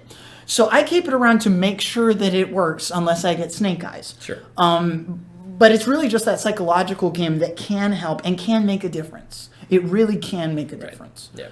And we're talking about, this is the thing about the saves, and this is true of any model that has an option to save. Berserkers are like this, and the Ferals, I think, the Ferals have the save as well. Ferals have it, yep. Is that when you're fighting them, like if you're fighting you have Ferals, right? Yeah. A ton of them. You have Ferals fighting. Somebody is committing to a heroic combat that involves one of your Ferals. And they're 1 short. They're trying to figure out, I got to spend the might to kill the Feral. To make the heroic combat work. When they're thinking about that, don't you tell them, just so you know, I've got this save. No, I mostly just break it out afterwards. Right. And then you pick the die up and you're like, and now my save, and they're like, oh. And you do it early, right? Yeah. So to that be nice. later on, when you get to the critical moment in the game, they have in the back of their mind, what it does is it takes that wound that is a sure thing and makes it an unsure thing. And I think that has value. I really do. And I don't think, you were talking about how, I only saved 2 models out of 30. I think that's the wrong way to think about it. If you, and is that worth a might point? Is that worth a will point or 2 will points? A might point and 2 will points are worth 15 points. If you save 2 models that are worth more than 15 points, it's paid for itself in terms of value. Now, there's the opportunity cost that's lost by that 1 might point, but let's be realistic. For most shamans that cost Fury, what are you going to spend that might point on? It's either to cast Fury, a well-timed heroic or move. some sort of heroic move. It's a one-shot, right? Yep. And sometimes it's really important. Sometimes it changes it. But it only changes it once. Yep. Which means in order for that channeling Fury to be worth the same value and opportunity cost, it only has to change the balance of power once. And if it changes the balance of the power, the shape of the game twice, it's more valuable. Because it's affected the game more times than the move. Now, you can quibble with that. The move Fair moves point. 15 guys, and so maybe that changes the game 15 times. I don't know, whatever. Well, and obviously, Go feel ahead. free to Yeah. tell us what you think in the comments, right? Because obviously, we could go back and forth. Maybe we should do a whole talk just on Fury. Sure, yeah, we can certainly do at that. some point in the future. But no. I think it's valuable, and if you agree with me, I don't think we're crazy. Even if your friends think you are. In the words of Patrick Henry, my feet are guided by one light, and that is the light of experience. But you're right. On the math, purely in the realm of theory, you're right. You have a lot of chances to save things. It causes uncertainty. People totally don't make decisions the same way. All right, so that was 26 minutes on Cartouche the Fire Caller. Exactly. He is number 5. That takes us through half the list. Let's try to knock through the rest of these. We've already talked about one of our models that tied for 6th, the Ringwraiths, and we went through them quite a bit before the break. Barrel Whites also came in at 6th. I had them ranked 8th. Centaur and Tiberius both had them ranked 7th for a hearty 11 points where they came in. These are good models. They are particularly good in a pure Angmar army list because they are spirit heroes, and so they make orcs around them cause terror. Always a good thing when you can do that. Again, piggybacking on how important Fury is, some armies where you really need it, and armies that cause terror are situations where you really need it. So they do have, there's only one spell to talk about here, and it's Paralyze. Yeah. Which is a horrible in like a you never want this thing cast against you kind of way, spell. Yeah. It's... Yeah. 5 will points, no might points, so you can't channel the thing. Thank God. Because the channeled version makes this thing possibly the best spell in the game, behind Refreshing Song. If Sauron could channel this spell, he would be. Any model could channel this spell. It would be absurd. I don't think there's any way you could, because even if you get might points back on a barrel white in like Contest of Champions, they don't have heroic channel. Right. Because they have no might points. It's so sad. at this point, no one could do it. That is probably for the best. I assume the channel version is future-proofing. Well, but one thing, just complete foreshadowing on this, I'm just going to call it now. Depending on how this second age Amazon Prime TV show ends up going, who knows? We might find that there's a model that comes out in the future that has a channelable paralyze spell. Or an Angmar Legendary Legion that gives them heroic channel and a might point. Or something like that. Which would be horrible. Which would be horrible. Or some sort of Uber special, barrel white. Exactly, like a named barrel white of some sort. Uber Who barrel has it. white. It's the one guy, and that's the reason to take him. Sure, yeah. Let's not go crazy. I sort of, I think the recent changes to Shades and Angmar suggest that Angmar is not going to get any special treatment and is powerful enough as it is. But who knows? Fair. Future-proofing. It's there for future-proofing. No fate points, only 2 will points, so they are somewhat fragile. They're they defend 7. 2 wounds. Right, 2 wounds. Sorry, my bad. 0 fate, 2 wounds. Defense 7, good, not pretty good. On the verge of being great, Still but not wounded quite on ring 6s race. by Elven Bows. Correct, so. right, and anything that's strength 3. Yep. There's a lot of strength 3, so 5s with 2-handed weapons, not hard to get there. 5 will points, which you would only use to resist spells or to cast Paralyze. The thing about the Barrow-wights, and Kylie from the Green Dragon has talked about this as well, and I know you and I have talked offline about this also, and I think maybe you and I as well. I do think the Barrow-wight is one of those, it's one of those sort of Schrodinger cats models. The Paralyze is only ever a 50-50 proposition if you're rolling multiple dice. Maybe it's less than that, right? If you roll 2 dice, what's If you roll the 2 odds dice, of it's you 75. It's casting It's it at 75. 75. You got to factor in resist chance, obviously, on top of that. But it really is, the spell is almost as good in the box as it is out of the box. Mm-hmm. The threat of it is almost as good as actually getting it off.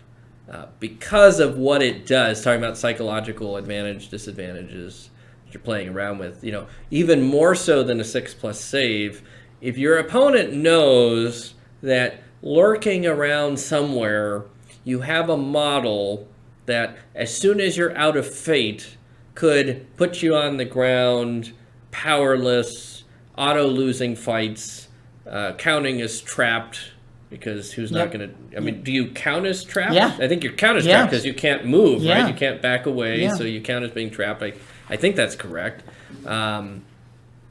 It's just a terrible spot. So your opponent always knows and always has to keep an eye on where this Barrow-wight is, and that's assuming you've only got one. Sometimes you got two. I mean, they're not particularly expensive. They are only minor heroes. Is that right? No, they're Fortitude. Well, they're heroes of Fortitude. They're Fortitude. They are the backbone of any anvil that you need to hold. Right. Because they'll just make the line cause terror, and any heroes that come towards that line to break it, they're like, watch it, buddy.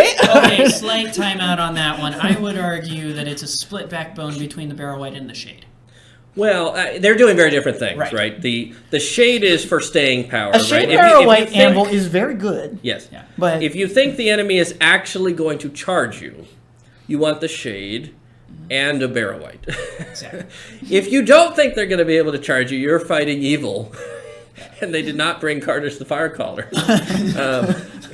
Or the Balrog. Right. We're just Even if you got a generic shaman, shaman, you throw a 1 dice Paralyze at that Fury Shaman, and that Fury is coming down. Yep. Yeah. They're not going to... They are going to resist that spell. They are. They're going to resist it. So, if you don't think they can charge you, 2 Barrow-wights is plenty good. You cover your whole battle line if you stick them right in the middle of that. And like you said, it's an anvil. They're gonna bounce off of that because the big heroes that you typically send in, who have the high courage, don't want to be anywhere near 1 Barrow-wight, let alone 2 Barrow-wights. And of course, if it's an Angmar list, you've got one of Gulavar or the Witch King lurking, who's just waiting to fly or ride on, charge a paralyzed model. So. Or heck, Burdor at Valor. Sure, even right? Burdor. I mean, Burdor is scary. If you're trapped, he is like 10 times more scary. Because he's going to beat you. It doesn't matter what you do. You don't even get a chance to try to beat him. And so then he uses his pick, strikes up to strength 7. Right, because why not? Yeah, why not? Piercing You can't strike up to lose, strength so. 7. Right. Why not? Why not? For some thoughts on Angmar lists, view my post on Angmar list building. In our next post, we really do need to start a drinking game. We really do. Yes, anytime that Tiberius mentions a post, we're up to, I think, 7 right now. It's When I talk branding. at all, you take a drink. Yeah. Hot take that's really not a hot take, right? I would think really hard and long before I cast a Barrow-wight's last will point. Yeah. Because as long as you have it, you've got a threat, right? And again, you talk it up as much as you want. Your opponent, you're like, I would be intentionally like, how many will points do I have on this Barrow-wight? It's 2, right? Okay, I'm just checking. I don't, just so we're clear. Consult my page. Anytime you're charging, it's like, now just before, I've got 2 will on this Barrow-wight, right? Like he's lurking around here. I just want you to know, I don't want you, I know you're new to this. I don't want you to be caught, but you move 35 models and then all of a sudden like, oh wait, I didn't want to do that. Just check it. I'm looking out for you, man. Kind of thing. Once you spend that last will point, the Barrow-wight is a glorified terror bubble causer. Now, he does have Blades of the Dead. On strike 3, he will wound any model on a single dice. Because even if you're courage 7, he will wound you on 6s. Correct. At right. strength 3. Sure. So he will wound. No, you're not rolling he will wound 6s plus something. Any That's right. model except for like a courage 7 hero in an army with a war horn. Right. He Or a wound dwarf who's like really high courage or no? I think no even, model's going to innately even get Doran, above. I think is. Yeah, I can't So- remember if he's at higher than So that. he is there are a courage bunch 6. of there are a He's bunch that courage are 6 fearless, but that with a doesn't affect single it. thingamabob. Yeah. Right. Yeah. No, that's true. That's true. But You may not wound Galadriel. that's not what he's there for. Like On a he single is 100 times That's what less Harbinger's threatening once the paralyze is gone. At so, fight 3 with a single attack and no might points, he's Right. not that great in combat unless he's fighting something that's paralyzed or working Right. in concert with Correct. something else. Right. Yeah. Yep. So again, I think you think long and hard before you spend that final will point. I would always try to keep one. I'd probably cast 2 and then 2 and keep and the then one in save reserve. 1 and Once 1. you cast, you really only have to cast the 1. Even if they resist it, the message has been sent. They're like, I'm not doing that again, because it was probably the most terrified. They probably spend a minute and a half trying to figure out how many will points they're going to roll, and then they're really nervous as they're rolling the will points. Ideally, they also came in a tick short, so now they got to it's figure out, might. am I spending might points, and how many of these might points am I spending? And once they go through that process, they got the message. They're not going to come near the barrel weight again, as long as you've got that will. So, yeah. And then you just wait. You're opportunistic, right? You paralyze the banner, and then Gulavar comes in and eats the banner. Whatever it is, stuff like that. So, anyways, all right. One final note on the barrel Yes. weight before we move on. You will have the occasional game where you throw a paralyze at somebody and they fall over and fall victim to it. And at the end of the round, they roll a 6. And you're like, well, okay. I bought myself 1 turn. Mm-hmm. So on that turn, make it count. Right. Bring fast models so you can get to them if you got them far away. Make it count. Gulavar for fly, or one of the named ring wraiths on a fell beast or something. Even though we just talked about how fell beasts are crap, but Well, no, that's not what we said. I want to make absolutely That's clear. what Everybody I knows said. That is not That's what what we I said. said. We said they are expensive, and you probably don't default. The to them. Tainted is pretty good on a fell beast. In an Angmar list, the Tainted is pretty good on a fell beast. That's the one with the. That's That's the one that can turn decay, off. right? And turn it can off. turn off. Yeah. The Tainted is actually, he did not make our list. I do think he's as an individual entry. He's a neat in an army that likes terror, right? Has terror as a defense and doesn't mind moving second. The ability to be able to turn off heroic combats and stuff, or priority when they got it, is like, it's pretty good. It's pretty good. Like I said, I think that point, you do want to be able, when you actually cast the paralyze, you want to be able to capitalize on it, right? So you don't want to just cast it willy-nilly. Again, it's almost as effective not cast as it is cast. The threat of it is almost, because it affects the way that even Gandalf with Fortify Spirit is not going to recklessly charge in the vicinity of a barrel white. And if you got 2 barrel whites, he's not going to do that. Even if he's got the 2 free dice and his will and his might store, he doesn't. No one would willingly put themselves in that position unless they have to. It's great. It's great sort of area denial stuff. So, all right. Next is another Fury model, another weird Fury model, Druzag the Beast Caller, who comes in at number 8, just behind our Barrow Whites and our generic Ring Wraiths. Tiberius had Druzag ranked the highest. He had him ranked 6th. I had him ranked 9th. Centaur did not have him ranked at all. He's amended that to say he had him ranked 11th, which doesn't count. Tiberius, you want to tell us about Druzag? Yeah, so Druzag the Beast Caller, as we've already alluded to, is one of only 2 Fury-oriented models that has more than 3 will points, which means if you cast Fury, you can actually do something else. Druzag the Beast Caller is also very expensive. He's 90 points. But he does something for Moria which is important, which is he allows you to bring fast models that cost less than 30 points. Ward Marauders are really good fast troops. Bat Swarms are really good fast troops, but they're expensive. With Druzhag, you can bring Fell Wargs for 8 points a model, Wild Wargs for 7 points a model. You can also bring Spiders, Giant Spiders, which are fight 4 models, fast, multiple attacks. You can't bring the Mirkwood Spiders, unfortunately. So unfortunately no bring paralyzed stuff. It's sad. Because paralyzing right before the Balrog walks in would be baller. But anyway, I digress. The other good thing is with 5 will points in his store, he can turn any of these cheap Warg models, for example, into absolute powerhouses, okay? The Enraged Beast spell that he has, which is cast on a 3-up very reliably, he has 2 might points. So 12-inch range 12-inch range. Yeah. Pick one of your friendly bats, wargs, or spiders, which means if you ally with a wild warg chieftain, you can buff the wild warg chieftain too, which is terrifying. Up the fight value by 2. That's fight 5 wild wargs. Attacks by 2. 3 attack, fight 5 wild wargs. Strength by 2. That's fight 5 strength 6 3 attack wild wargs. These are 7-point models. And their courage by 2, which if they are within... I got to check the range on this. If they're near Druzhag, if they're within 12 inches of Druzhag, they use his courage 4.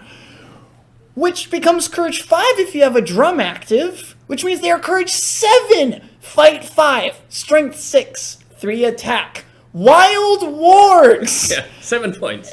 They're a 7-point nuke. They're crazy. And at the end of the round, they do take a strength 10 hit. But if you Fury, then they get the 6-up save to the channeled hit, which is so very good. And even if they do die, which they will not die if they get a 1 or a 2 on that strength 10 to wound, because strength 10 wounds on 3s. If they do die, then you lost a 7-point model. How many models did they kill at all those ridiculous stats? Oh, and did I mention you can channel to get +3 to each of those statistics? So you're courage 8, which is basically fearless and all the other beautiful things that you get. So yes, for that spell alone, it's kind of like the War Priest. Having Fury is great. This other spell is why he is so incredibly good in the army. So I like him. I couldn't, in all honesty, put him above the other casters who can last longer. He does run out, but he runs out far. He lasts far longer than a lot of other people that do what he does. Well, and the thing too, right, is he runs out, but the run out, if you've got the Fury up, right, he's still useful even if he's not casting Enraged Beast anymore, because he's buffing your guys' courage values, giving them auto passes. Even if he runs out of Fury or you don't cast Fury, he's still giving the courage buff, which is a 4 courage buff. If you got the drum, it's a 5. Pretty good. That's the really odds good. Of, it's elf level courage for your wargs and stuff. So he still does things, even if he runs out of will. He can still help your army in a significant way, and that's before that's after you take into account the fact that he's allowed you, like you said, to bring along these other models that Moria doesn't get access to, the Fell Wargs, the Wild Wargs, the Giant Spiders, which are good models on their own. I mean, an Enraged Giant Spider is quite scary. Aren't they? So they're fight 4 base. 4 base, so they go up to fight 6. 6 or 7 without the depending on channel. Yeah. Fight 6. They start with 2 base attacks, so they go up to 4 attacks. 4 attacks, yeah. They start at strength 5, I think, 5 or 6. Can you look that up, Centaur? It's above average. It'll be in the Hobbit list. It's Hobbit book. very high. So it's going to be in the Hobbit book, the Dark Denizens of Mirkwood, which it's one of those things. It was kind of funny because for us who live nowadays, of course, the Armies of the Lord of the Rings book and the Armies of the Hobbit book came out at different times, so they referenced it was going to be there, but it wasn't actually here yet. So this is a fight 4, strength 5, 2 attack model with courage 3. So you'd be up to fight 6 or 7, strength 7 or 8, with 4 to 5 attacks at courage 5 to 6.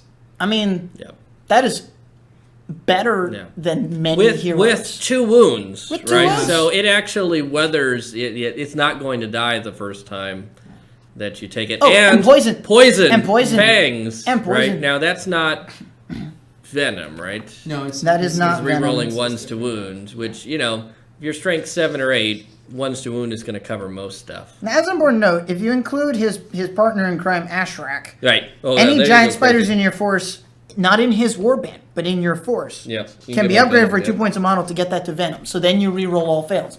Not that when you are strength 6 or 7, you need... Well, 7 or 8, you need Sure. to re-roll But fails if you're that if are you not got ones. 5 attacks, But you know, yeah, 4 or I mean, 5 attacks, why you know, not? might as Re-roll well. those 2s as well. Why not? Why not?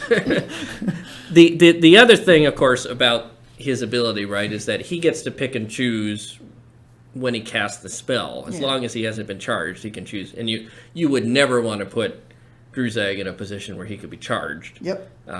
Which He's like means Saruman. you can run bubble. all of your little wargs and your spiders and your bats all over the place, and then at the end you sort of survey the scene respectfully, you know, not taking up too much time because you want to respect your opponent, and figure out, all right, so I think I can get maximum damage out of this spell here. I'm going to cast Enrage Beast on this model. What that does is your opponent is sort of guessing as you're running around. Oh, no. And again, very similar to the Paralyze, you only have to do it once, and all of a sudden they're like, oh my gosh, this can happen up to 4 more times. Now they're second guessing, oh, I can't have a hero in a one-on-one fight with a warg. You know, I can't have a non-striking hero one-on-one fight with any single wild warg anywhere, because that wild warg could suddenly become fight 6 and have 3 attacks and eat my hero alive, or this giant spider, you know. Right. Or at any point in time it could be channeled. If you're not channeling Fury, you're not concerned about Fury, you're like, yeah, you know, just so you know, it goes, you know, you do it the one time, the regular version, and you're like, and and they're like, oh my goodness, and you take that opportunity, oh well, and oh, by the way, this can be channeled, so if that's the case, it goes up even higher, and you run through the stats, and now they're thinking, oh my gosh, there's like, I can't fight anything with anything in this army. So you second guess, and then you pick and choose what you want to do. Are you going to be opportunistic and go for the hero? Are you going to, you know, try to take on the big hero? Or are you going to sort of munch around on the flanks and eat stuff up, you know, put pressure on them that way? So one very final note. There's a post on this, by the way. Druzag being in the Moria list means you can drop him in with a contingent of these fast models into virtually any list in the game, and you're convenient allies, which means, well, I guess you need to bring a Valor as well, so bring Durbers, right? So bring Durbers, bring some goblins. Fill all the warbands, and drop them into whatever you want. You need fast units for your Corsair army? Got them. Now, you probably want to go with the Serpent Horde for that one, but but you could bring fast troops with your Jag and spam troops with Durbers to fill out all your fight for, you know, Corsairs or whatever, and life is great. You need fast units in some other list that's not Sharkies, Rogues, or Barad-dûr, got you covered. Yeah. Well, I mean, so good. He's not a, you know, the one that springs to mind for me is the Mirkwood, the Dark Denizens of Mirkwood, because you can pack the Mirkwood spiders into that with any of your cheap Nazgul, who are heroes of valor, you know, and all of a sudden you've got, you know... No, that's the Dark Pirates of Dol Guldur one you're thinking of. Right, that one from the Hobbit book, which would be convenient as well, I'm pretty sure. They are convenient. And so, there's all sorts of ways you can go with him. Moria is a great, convenient force. And, you know, the army bonus for Moria is all centered on the goblins. So, if you don't care about that, you know, if the force is not really featuring the goblins, you know, why not? Why not? You know, why not do it so? All right. That takes us to the last 2 models that earned a spot on our list, tied for 9th.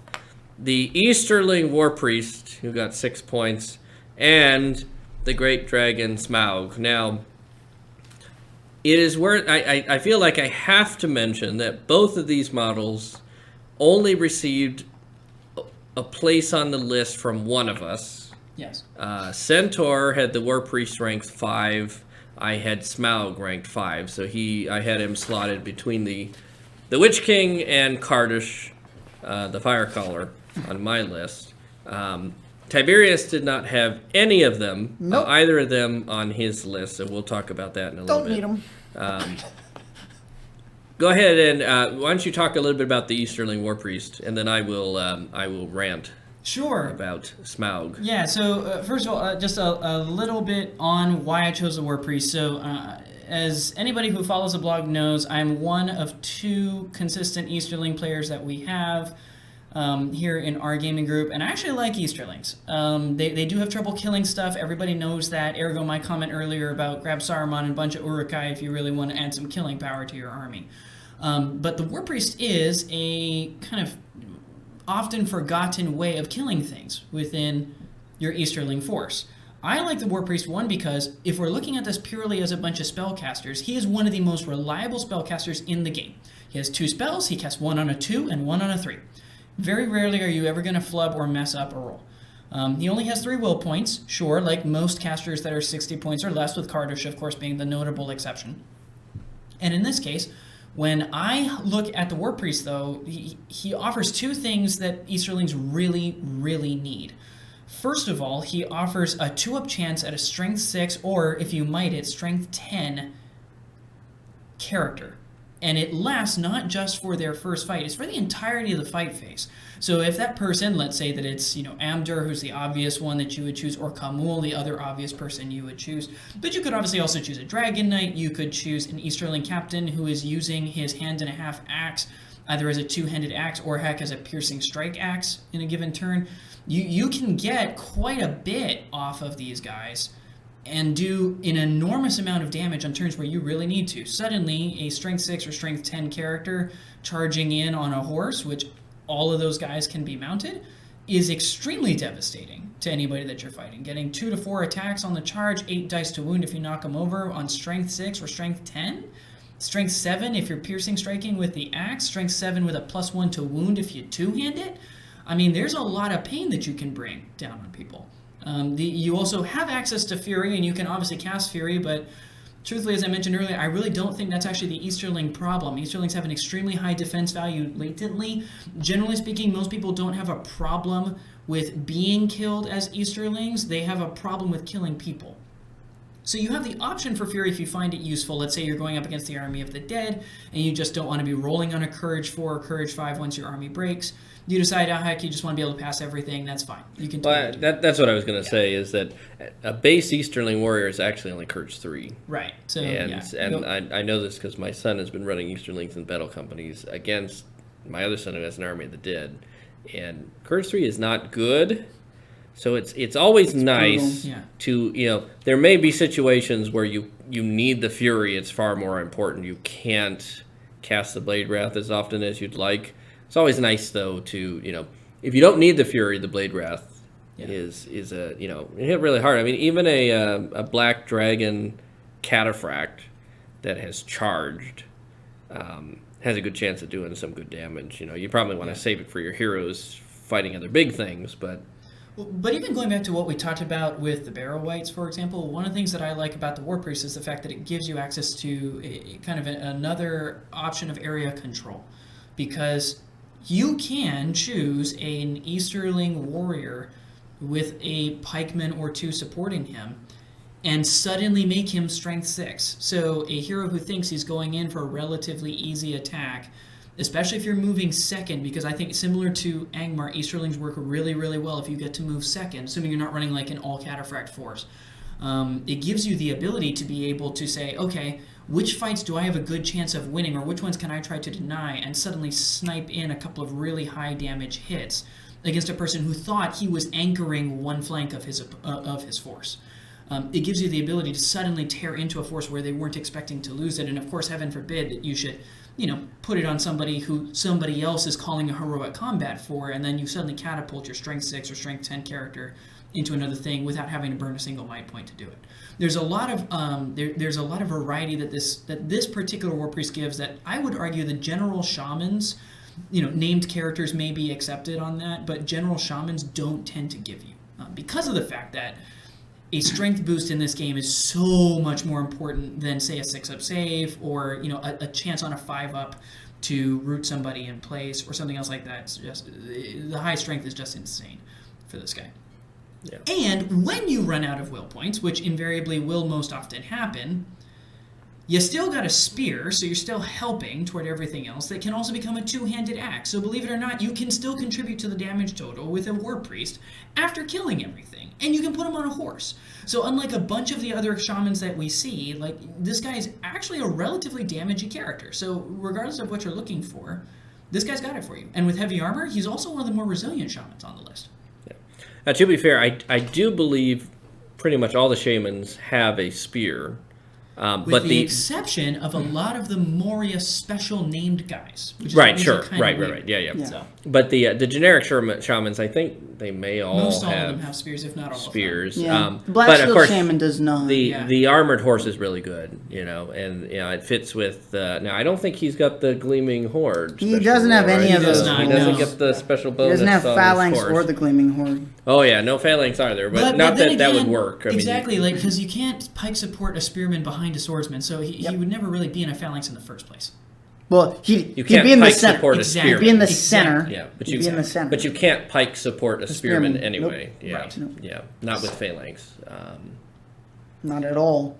Not at all. Yeah, that's right. Yeah. That's right. Because pikes have a Yes, rule that says that's you can correct. only You can support only pikes. support the pikes. Yeah. So, he's a good model. He's a hero of fortitude. I don't know if you mentioned that. no, I And that's haven't. really good as well because that's pretty rare. Ashrak, Ashrak, Druzag, Druzhai, they've got the stars. Easterling War Priest, and of No, course Cartouche has a Cartouche spear. are the four heroes of fortitude Yes. that are shamans still. I believe that's all now. I believe that's true. So. That sounds right. So, yeah. He's good. He's good. And, of course, anytime you can trade out your generic Fury Shaman's 5+ Transfix, which is sort of the bread and butter It's Fury horrible. Shaman spell, which is a terrible spell. It's nice to have a Transfix. A Transfix on a 5+, you might as well not have it. I mean, it's your Hail Mary. And sometimes it works. Sometimes it doesn't. It usually doesn't. The odds are that it doesn't. I've been disappointed one too many times to continue to try it. So anytime you can trade that 5+ spell for a 2+ spell is great. Yeah, it's a good mix there. All right. I Smaug. am somewhat surprised. Let me read you this profile here. Because I am surprised that this profile received only a single vote on this list. I'm somewhat surprised. This is a spellcaster list, all right? 4 spells. Transfix on a 3+. Which is Compel on a good. 4+. Your sort of Which is standard fine. spells, Sauron has a better cast. Saruman's got a I think better Saruman's cast. got a better But pretty much cast, everyone right? else is the Everybody else same. pretty much in the same ballpark. The Necromancer has a better cast on the Transfix, not the Compel. Instill Fear on a 5+, Sapwell on a 5+, all sort of standard spells. Free will point to cast. No. Sorry. Free A will free point will point total per each turn. turn, right? Spoiler, that's what does it for me. That's why he doesn't make the list. Just so you Because he gets a free will point per He turn. gets 1 will point per turn, and he has to choose whether that's going to be spent on casting a spell or breathing fire.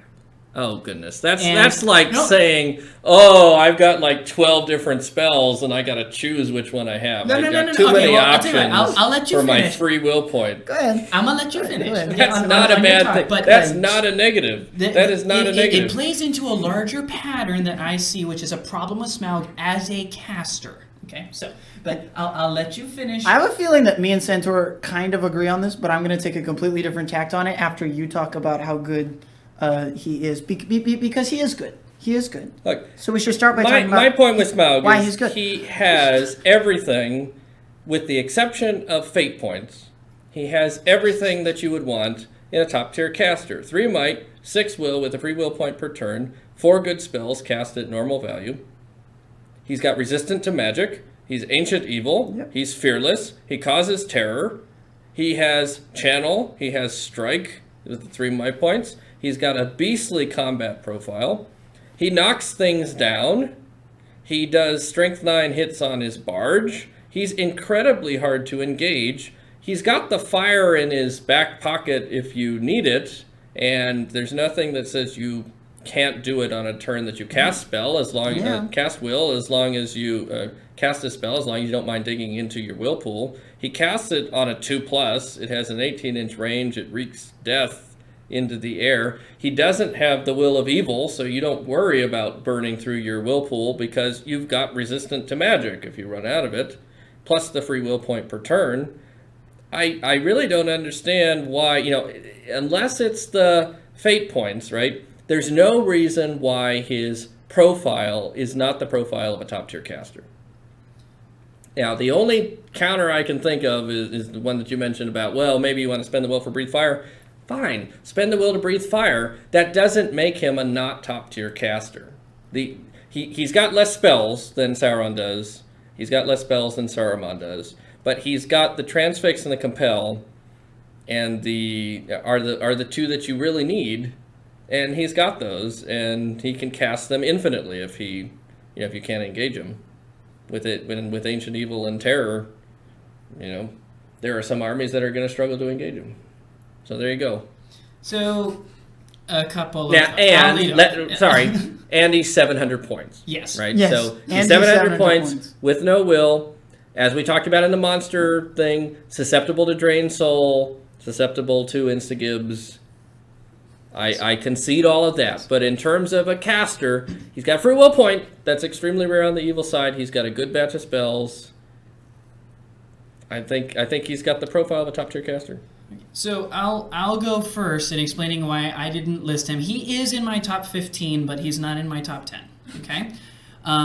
Which means nothing. That will be funnier momentarily when we talk about the other models that did fill in your make it. Oh, top 10. absolutely. I intend to revisit this. No, this will be funny. Go ahead. So first of all, similar to my critique of Saruman the White from the White Council that I gave in the last talk, and this is to show I'm being consistent. That's fair. Part of the problem that Smaug has is the fact that not only is he difficult to team in with other people, so you're pretty much only running him by himself. For the vast majority of tournament play or casual games, he is your army. You're not going to be able to pull him in with anybody else because he's 700 points, okay? So when I'm looking at top-tier spellcasters, one of the things I look at is usability.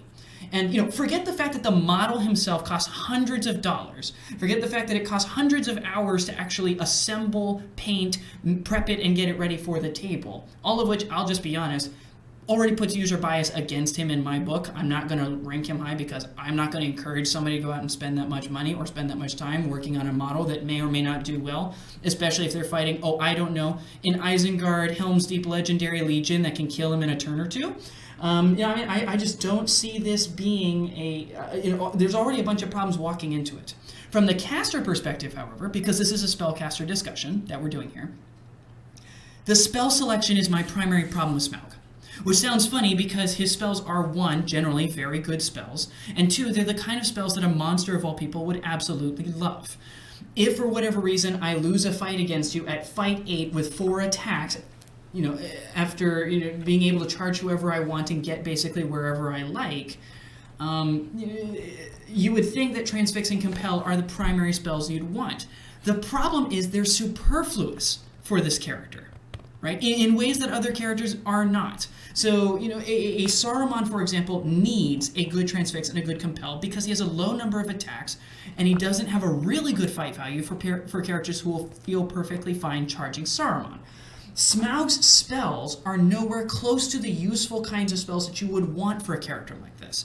You would want spells like, the ideal, of course, would be one that's not thematic, but a Shroud of Shadows sort of spell. One's going to help him to get where he wants to go, allow him to ignore control zones, because he's got a massive base that is extremely hard to position. So because of that, even though he has a 12-inch move, he can't actually move to places he necessarily wants to go. The difficulty that we have with Smaug, and this is where I'll end, and I'll hand it over to Tiberius for a rebuttal. Well, I'm going to rebut a couple of things, but yes. Free, is that I just don't see why we would increase his cost as a model to take these specific 4 spells. Instill Fear is not nearly as necessary because of the fact that, okay, you cause them to run, a maximum of maybe 2 to 3 inches away from you probably before they bump into somebody else. What is that going to do? Make it harder for you to charge them? Under what situation would a 20 wound, defense 9, melee killing hero want people running away from him? There's almost no reason for any of these spells at all, with the exception of Sap Will against a Nazgul, or another model that requires will points in order to stick around in the fight. That's the only one, and it's a 5-up to cast. I would make a case for Transfix because your fight value is high, and you do not want models striking up above you. Smaug's might points are so limited. We talked about this in the monster one, so listen to that one, right? Being able to just throw your free will point at a spell that's cast on a 3-up to keep an important model that you're headhunting from striking is useful. Correct. Now, if you're facing the Riders of Theoden and they've got like 8 models that can call strike, you're out of luck, but you can make sure that one of them doesn't strike, right? You mean, and that's the guy then that you can focus on and hopefully do something else. Well, and that's, of course, because a model that's transfixed can't call heroic actions. Exactly. That's the reason why. Exactly. So a couple of things. One, you brought up the siege engines, which I think that's an important consideration. Now, having said that, I do think the rules are not clear on this, but I do think there's a very strong argument to be made that Smaug is a siege target. He's not a battlefield target, because the way that the rules describe a siege target is basically if both players agree that it would be easy for a trained siege crew to hit the model, it should be treated as a siege target, not as a battlefield target. The Mumok is listed as a siege target. It clearly is. Smaug is larger than the Mumok. I think he is a siege target. Counterpoint. If he is, you do not do half wounds to him. You do a single wound to him each time you kill him, which dramatically reduces the impact of siege weapons, unless they roll the natural 6 to wound him, in which case they do the number of wounds that's equal to the strength of the weapon because of his missing scale roll. But that dramatically reduces the effectiveness of those siege weapons. Now, the Isengard ballistas in the Legendary Legion that can re-roll. Now, the other trade-off, of course, is you don't roll to scatter, right? So there's no chance that you'd miss. But on Smaug, you're not going to have anything to scatter on anyway, in most cases. Unless you roll the 1, it's going to hit. So you're really not giving anything up. If you believe that a 6+ save is not a save, you should believe that a 1 - scatter is not a scatter, right? For consistency purposes. So you give that trade up, but you're getting dramatically increased protection from siege weapons. Now, they may still be able to re-roll, and a catapult troll could do it as well. They could still re-roll the hit and try to get the 6, headhunt the 6. I believe, I have the rules in front of me, I should check. You cannot might into the 6 to trigger the rule. Correct. It has to be a natural 6. So the only way to do it is if you've got some way to re-roll. So if you take that out of the equation, he becomes much harder to deal with because, yes, a strength 3 bow could do it if they roll the natural 6s. If you got elves and anything that spams bows, you roll a lot of 6s, but the odds of you getting a hit, a wound on defense 9, with a regular bow you need a 6x6, and an elf bow a 6x5. It's very after rolling the 6 to hit, the natural 6 to hit, you're really not concerned about archery fire that's not siege weapon fire. And if he's a siege target, you're not all that concerned about siege fire either, unless they roll that 6, in which case you are concerned, but look, there's nothing you can do about that. The other thing about the selection of spells, like I said, I don't, you think of reasons why you want the Instill Fear. I mean, the reason for the Instill Fear is because you got ganged up on last time, and you are concerned that you only have 4 attacks. I would rather not be hit by 10 models plus 10 spear supports like I was last time, although if you survive that, you probably barge and you kill half of them. Yeah, probably. So let me do Instill Fear. I'm going to make all the spear supports run away. Now they're frozen. Now they can't do anything. Now I can piecemeal attack them at my leisure. Now I can blow fire on them. They can't do anything about it, stuff like that. I think the Transfix is really good for the reasons Tiberius mentioned. Anytime you don't have to burn might with Smaug is good. The Compel, 12-inch Compel, coupled with a 12-inch Fly, means that you can move models around and hit them. Now, if they're set up an anti-fly, whatever, but you can pull models out, or at least threaten to pull models out of anti-fly formation and move them in a position where Smaug can charge them. If Smaug charges them and they have been compelled, which means they cannot strike because they can't call heroic actions, Smaug is probably killing whatever it is. If he doesn't, it's no risk to him because the model is not going to be able to do strikes against him. So I do think that Compel is good as well. So that's my sort of two sort of rejoinders to that. Sure. Counterpoint on siege targets, because this is useful, and this is on page 115 of the rulebook. The specific wording as to what helps to determine what a siege target is, it says, while siege targets are typically large and static. I would make the argument from the book and from the movies that a flying dragon that is shown to be difficult to hit is not a static target. And thus, even though he is large, the reason why a Muma kill is considered to be a siege target is because it's not dodging anything.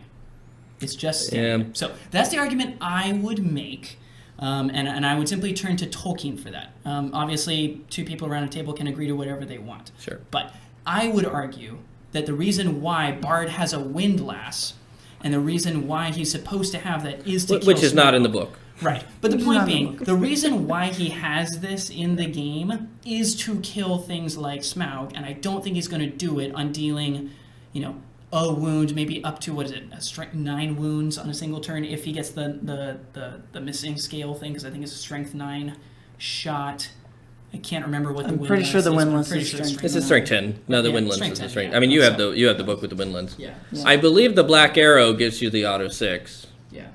My recollection is that that's how that works. I mean, my counter would be, there's plenty of people that successfully shoot at Smaug with their tiny little piddly arrows. He's not hard to hit. But again, he is not listed in the book as a siege target. The Mumak is the standard that's given in the book. There are 2 standards, right? So typically large and static. He is definitely large, right? I think don't we'd anybody's all gonna agree that that. he's large.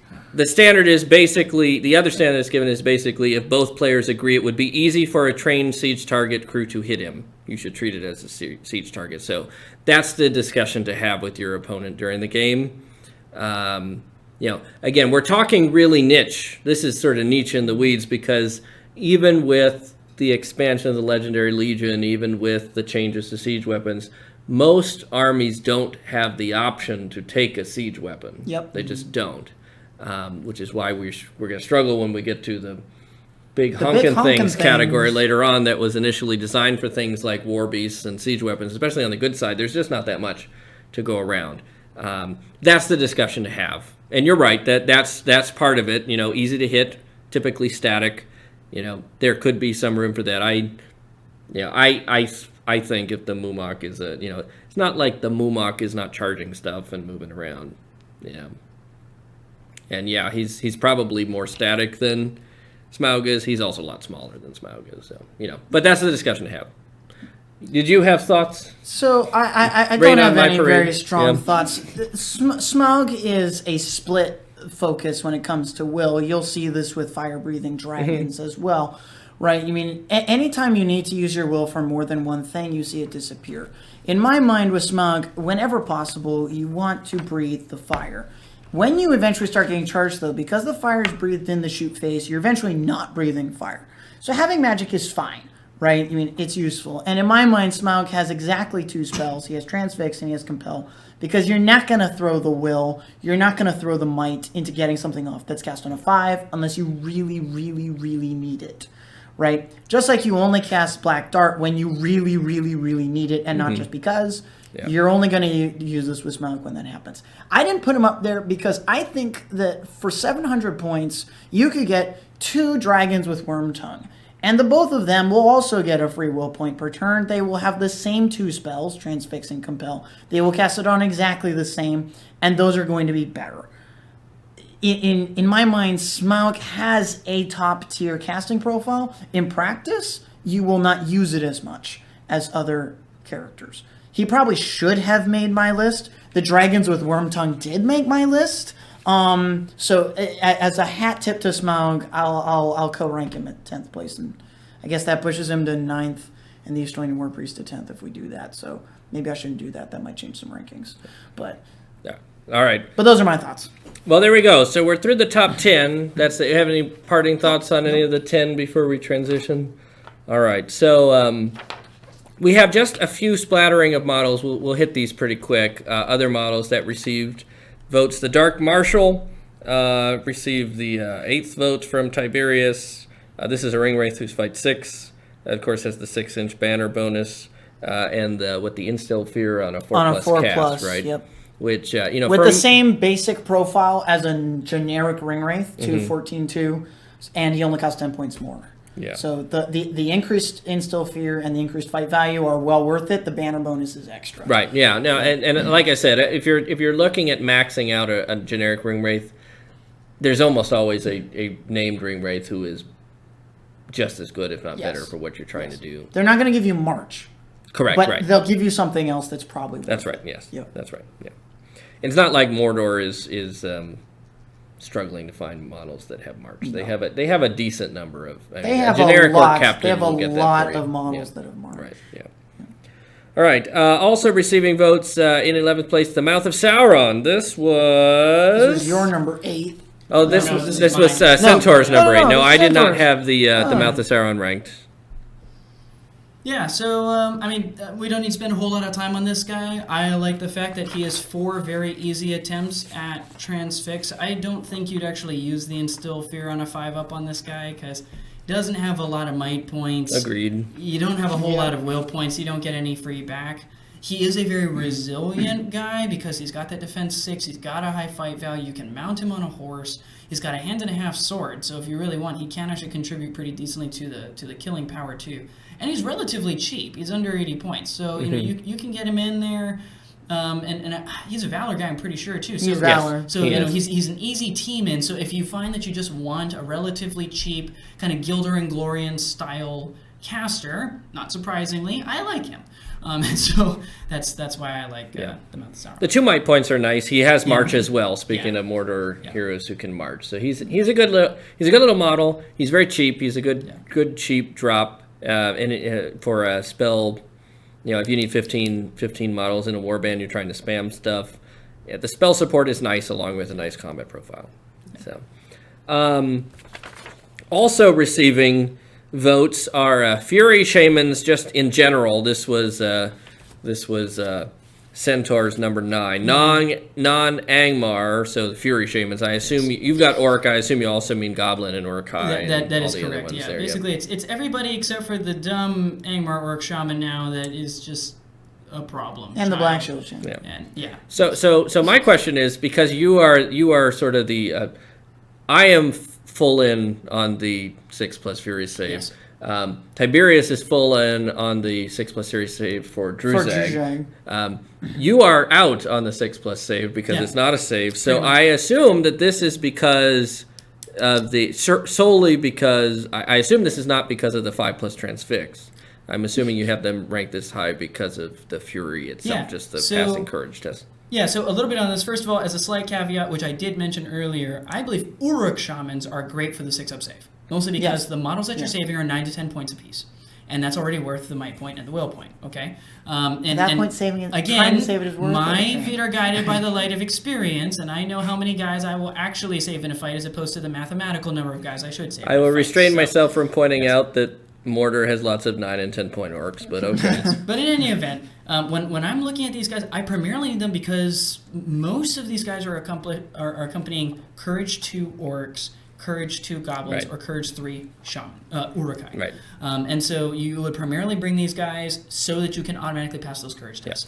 That is especially useful once your army breaks because they still automatically pass all of their courage tests. And the nice thing about it, too, is because it's not limited just to warriors, it's typically Mordor Orc or Isengard Uruk-hai or whatever, if a hero happens to be within range, he passes, which is really nice. So, again, it's more of a niche utility support sort of thing. That's why they were very low on my list as regards, where they would fall within the rankings. But, it's a very nice niche sort of thing for about 50 to 60 points, sometimes a lot less than that. And I think that's a very useful thing to have in an army. Also receiving votes, I don't disagree. Like I said, I think Fury is really good. And there are certain armies you'll need it. The last splattering of models, we have the Dragon with Wormtongue, which you've talked about, and we talked about in the. I think we talked about it. We talked about it in the Monster post pod as well. just any parting comments on the dragon, the generic Nope. dragon. Nope, Okay. nope. I had the Black Shield Shaman from the Moria the Moria list come in at number 10 because it has two different spells that are sort of intriguing. The Tremor spell is the glamour spell. That's the 5+ to cast. You choose a target within 6 inches. You then declare a point from that model, and the way that they describe it is sort of weird. You have to roll a d6, and then you draw a d6 inches long line directly away from whatever the model is that you targeted, away from that model and you draw that line out, and then anybody on that line takes a strength 6 hit, is knocked prone. If they're cavalry model, they're counted as knocked flying. It is, I forget how they describe it. It's like 1 millimeter wide. It's 1 millimeter wide. Yeah, it's a weird thing. If the line happens to go through a combat, it does that to everybody in the combat. So the strength hits, knock them prone, knock flying if they're on a cavalry model. It can be a very disruptive spell. It's cast on a 5+ on a model that has only 3 will and only 1 might point. So I think realistically you do not cast this very often. But if you need it, I think this is a better Hail Mary spell for a shaman than a 5+ transfix. I think you've got, if you knock them on a single mono prone, you're doing basically what the transfix would do, which is it's not striking anybody this turn. You have the potential to do so much more than that because you can knock more down, you do the hits, you kill stuff, all that sort of stuff. Very, very disruptive. The reason you take these guys is for the 3+ shatter, which you would cast every single time. Because, as we mentioned with Círdan and Gladriel in the good spellcasters one last time, an unarmed hero sucks. -1 to your duel roll, which is bad enough. -1 to your wound roll, which is really bad, especially if you got a combat-oriented model. And there are a lot of combat-oriented models that only have 1 weapon. Yes. Like Gilgalad. Gilgalad, Aragorn, Elendil, Sauron. There are a lot of really good combat heroes who, Dane, I think, only got the hammer. Yep. There's some heroes it doesn't work on. Anybody who's got Weapon Master, it doesn't work on because they never count as unarmed. But if you can get rid of their two-handed axe or, club or sword or whatever it is, you're reducing a little bit. And there are a lot of models that this will be absolutely devastating. Like the Paralyzed, this is another one of those spells that is almost as good in the box. And you don't necessarily have to bring it out. It has a 12-inch range. So it's sort of sneaky far away, you can sort of threaten. And as long as you've got a single will point, and the Black Shield Shaman does not have Fury up, they can't cast it. So there's no reason to use reserve your will points for anything other than this, unless you've got a heavy-duty wizard, in which case you get your shatter in early before the wizard starts moving you around. But I would almost You keep it in reserve and you just sort of threaten, and it's a very if an enemy hero is worried about going within 12 inches of your shaman, they're not going to be doing very much because 12 inches is an enormous distance. And if they aren't worried about it, you just cast it a couple of times, especially if you've got another model who's some sort of spellcaster in your list. Moria can ally, and as you mentioned with Druzhag, can ally into a lot of lists. He's only a minor hero. You can only take 6 guys with him from the Moria list, but you pair one of these guys. I don't know that you can take them with Sauron. I don't think you can. Barad-dûr and Sharky's rogues are impossible allies with them. But you take them with any sort of other list, like an Isengard list that's got anybody who's got even a Moria list with a dragon, or a cave drake or anything else that's sort of big and nasty and scary.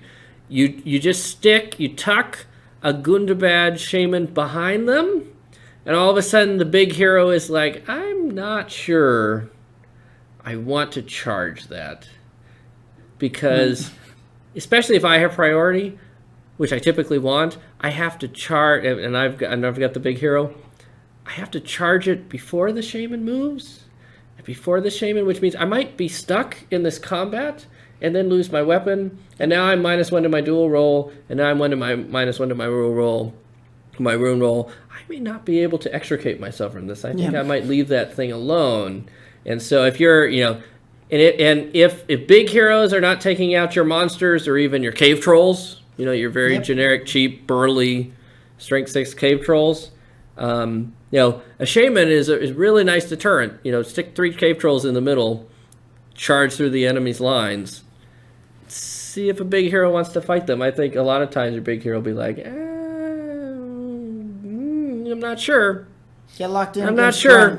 I'm not sure. Leave the big things alone. They're tentative. They're thinking about it. And even if they go, look, the shatter only has to go off once. If you've got 3 cave trolls around them, they're going to struggle. They're going to struggle to extricate themselves. So underrated spell on a very cheap, very cheap, very, very, very cheap model that can be allied into an awful lot of things. So anyway, that's why I claim my 10. Not as good as Smaug, though. That's fair. My estimation. All right. The last model to receive a vote is Sharky.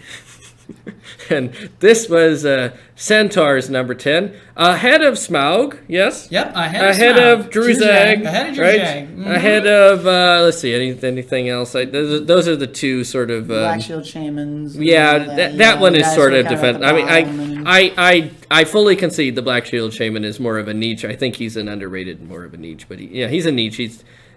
If you didn't include him on your list of top 10, I'm not angry about that. So tell us why you have Sharky ranked as a top 10 spellcaster for the forces of evil. Yeah, so just looking at him from a spellcaster perspective, he has to be, from a difficulties perspective, the best spellcaster in the game.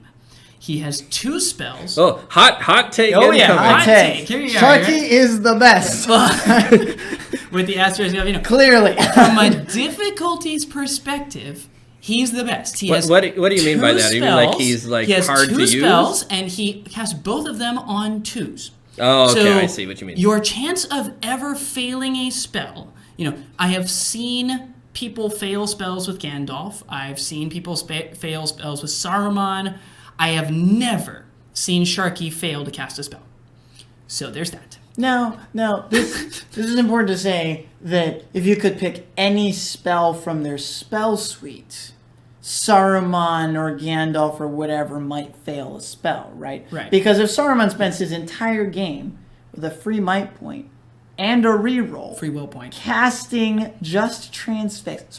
With a free will point and a reroll, casting Transfix on a 2-up, he would probably never fail. That is, or at least not fail as much as Sharky would trying the exact Sharky same has stuff. a 17% chance of failing roughly. 17% chance. And Saruman with a 2.5% chance. which with a reroll, is why, as it happens. Which is why Saruman is number 2, okay, on the list, and Sharky's number 10. Okay, and so I'm not talking about the ability to cast one particular spell. I'm just saying from a full spell suite perspective, if you hate to fail casting spells, Sharky's your man. Sharky's your man. Because you won't, okay? You could be the most unlucky person in the universe. He has a might point to make sure you don't fail, okay? So that's great. Great. The real reason why you take it, this is me getting slightly less tongue-in-cheek here, okay, is the fact that he does have 4 will points that allow him to cast a 12-up Immobilize at 12 inches away. 12-inch Immobilize, 2-up, right? Yes, 2-up, that's right. 12-inch That's right. 12-up Immobilize. Oh, yeah, no. That would be hard. That would be And he has the easiest high spells. difficulty. Yes, yeah. no. And complete aside, this has nothing to do with why he's placed this way, but I just found it interesting. He has Immobilize, not Transfix, which is interesting because mostly forces of evil have Transfix, forces of good have Immobilize, and he has Immobilize. So it's kind of interesting. Doesn't mean anything, but there it is. Saruman has Immobilize command as well. Right. So it's interesting that... So it's consistent. Yeah. So it's just interesting. But in any event, so you've got Sharky, who is only 60 points for both him and Worm, who is a potential 3-attack fight 4 model for you, which is awesome. And so anytime you take him... And potentially the death of... Oh, no. Never Sharky. the death of Sharky. Allow me to explain. All it means is there is a strategy to using Sharky. When you get wounded your first time, you don't spend your fate point. You simply suffer the first wound, okay? Because then you won't die. The rule for Worm becoming an attacker against Sharky requires you to be down to 1 wound with no fate points, which means against your next attack, as long as you spend your fate point, fail it, and die, Worm's rule never triggers for him to attack your own guy. He always remains a friendly model because after Saruman dies, he returns to being a friendly model. And then as long as he is the only guy who can see the model he's attacking, so he's great for bunker busting that objective in domination or something else like that. 3 attacks, fight 4. That's fabulous. And you get that basically for free with this Sharky model. It's great. And since you're going to run him in an army with 80 to 90 guys, because you're running with Sharky's rogues. We're going to get to the curse in a little bit. You can choose when you actually want to suffer your wounds and against whom, and that's the reason why the curse rule is so important. Anytime that he doesn't win a fight, and the opponent rolls for strikes, so they can't be immobilized before they do this. They then have to take a courage test. And if they fail the courage test, they suffer a strength 4 hit. After you've lost a fight, almost nobody in the universe lets you wound somebody after you lose. That's like unheard of anywhere. And granted, except for Haldir. Yeah, Haldir has to die. Exactly. Yes, he's got to die. He only gets to do it once. And if Haldir loses, he's probably dying. Haldir's rule is triggered if he's shot from far away. This guy's is only triggered on a melee attack. So he can't say, ha, ha, ha, I didn't let you use your special rule. This is like, ha, ha, I chose not to use my special rule, which is slightly better. Second grade logic on a playground. Okay? but there it is. And so, you can do wounds if you win. You can do wounds if you lose. You can immobilize people to keep them from wounding. This guy is awesome for 60 points. For only 60 points. And he's a hero of legend, so you can team him into anything. See, this is the part where I'm like, okay, all right, hold on. He is a hero of legend. You can't do that with Smaug. I'm just going to throw that. I don't even. You have to admit, on that last point, he's not wrong. I don't even. You cannot ally Smaug in with just anything. Anyway, number 10. Now, as a very minor counterpoint, because I agree with everything you just said. Everything? Really? Everything. Because he is a hero of legends, and because if you ally him in with anybody, you're impossible allies, he is probably your army leader. The strategy of keeping Worm as a friendly model not only means the first time he takes a wound, you give up the victory points for wounding the enemy army leader. So you have to always play Fog of War to not cough up points. The second thing is that you also then say it is better to give up the larger stack of victory points for killing your enemy army leader than it is to have the chance for Worm, who might be on the opposite side of the board, to turn sides for a few turns. If I'm hearing that right, what I heard coughing up victory points is better. What I heard than is losing Worm. If you're down to a spot where there's one wound and one fate left on Sharky, and Sharky is taking a wound, you want to spend the fate point and then die so that the special rule doesn't trigger. It occurs to me that you should just not spend the fate point. I mean, it's optional. Just die. That is a good point. Just do that. That's a great strategy. Why take the risk? See, this is all new levels of meta playing going on right here, right there. My brain is blown. Yes. I had no idea. Well, there you go. That's probably more than anyone has ever said about Sharky ever. Did you cover the battlefield-wide standfast, by the way? Oh, did you cover the battlefield-wide standfast? Left out the battlefield-wide standfast. You're right. You get a battlefield-wide standfast. If you don't ally him in. Well, that's the thing. If you don't ally him in with anybody. It's only if you have your army special rules. So. Which you would. Which you should. Unless you ally him in. Ally him in nice and cheap to get those 4 immobilizes to help out your Easterlings. Or whatever. Because Easterlings need to get help. You could do it now that Sharky's Rogues has some named heroes. Yeah. You could do it. Well, on that note, we're going to take another break, and then we'll come back with some lists. All right, so we're going to wrap up by giving another edition of our Pocket Full of Power segment. This is where we take several of the profiles that we talked about, and we talk about we build army lists for them, not full army lists. Well, not if you're playing more than 450 points, but a couple, a warband or two, that incorporates these heroes up to 450 points, that if you wanted to bring them and ally them with something else, this is a small grouping that you can do to bring this model along with some friends into fight. We're going to begin with the top 3 models on our list. That was Sauron, Saruman, and the Necromancer. I'll get us off with Sauron. It turns out, if you're building a list that can only go up to 450 points and you have Sauron in the list, you only have 50 points to play with. Spoiler alert, he costs a lot. There are actually, believe it or not, a number of ways you could go. I had a lot of trouble with this list. It sort of depends on what you want the list to do. I am of the opinion, having played Sauron before and having played against Sauron before, that Sauron really, really, really needs a banner. Yes. So if you are going to ally him into some list, I don't know why you would, anything that you ally Sauron into is going to be a Red Alliance. You are going to lose your fabulous army bonus and all the trade-offs that come with Red Alliances. So I don't know why realistically you ever would. But if you wanted to, just bear in mind that that's the case. If you can get a banner from somewhere else, you don't have to build one in. But if you can't, I would definitely take a banner with Sauron. So that's one option. If you do that, you're left with maybe 4 or 5 troops. Not great.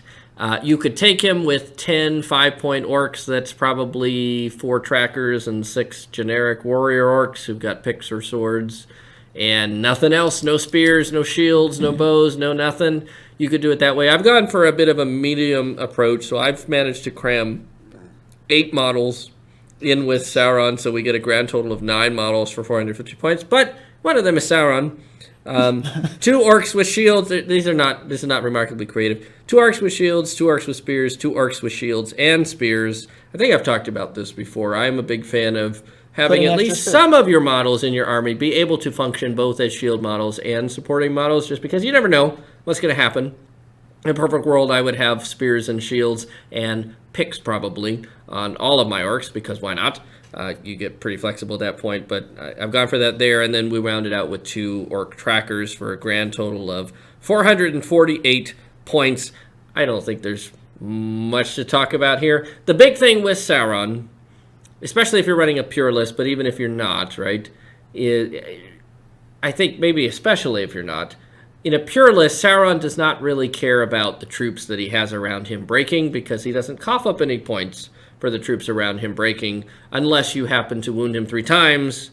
If you are killing enough of his guys to break his army, you are probably not attacking Sauron with the force that you need to bring to bear in order to wound him 3 times. So he really doesn't care. In an army that's red, you care quite a bit about that, because your Sauron Barad-dûr contingent breaks independently, so you want as many models as you can. And just in general, you sort of want as many models as you can around Sauron, because you don't want him to be swarmed. He can be trapped. If they trap him, they get double dice to wound. Even Sauron, as powerful as he is, will eventually go down to sustained damage from models who have trapped him in overwhelming numbers. So that's all I have about that. Questions, comments from the peanut gallery? No, like I said, there's not much you can do with good. Sauron and 50 points. Solid. So, all right. Next up is Saruman. This is Saruman the Colorful in the Isengard list. Centaur, you've constructed a Saruman list for us. Yes. So this is a 397 point list. So it's a good margin below what we allow, which means you can fit in more stuff if you wanted to. And it's pretty straightforward. It's only 2 warbands. It involves Saruman the Colorful, not mounted, with 8 Uruk-hai warriors with shields, 6 orc warriors with spears and shields, 1 orc warrior with a banner, and then in Warband 2, we have an Isengard Assault Ballista with siege veteran and crew. All right. It is a very straightforward army, but it allows you to kind of sit back and play the long-range game. You've got an 18-inch transfix. You can then use that to make sure that heroes get separated or banners get separated or anything else that people really need to be close by. Somebody's being rooted in place, so maybe the army chooses to hold up and not move forward, and then you pound them with a ballista. If they do end up getting close, you've got a solid front line with extra guys to wrap around. You've got spear support, mostly just to make sure that the Uruk-hai wins the fight so that he can actually kill the people.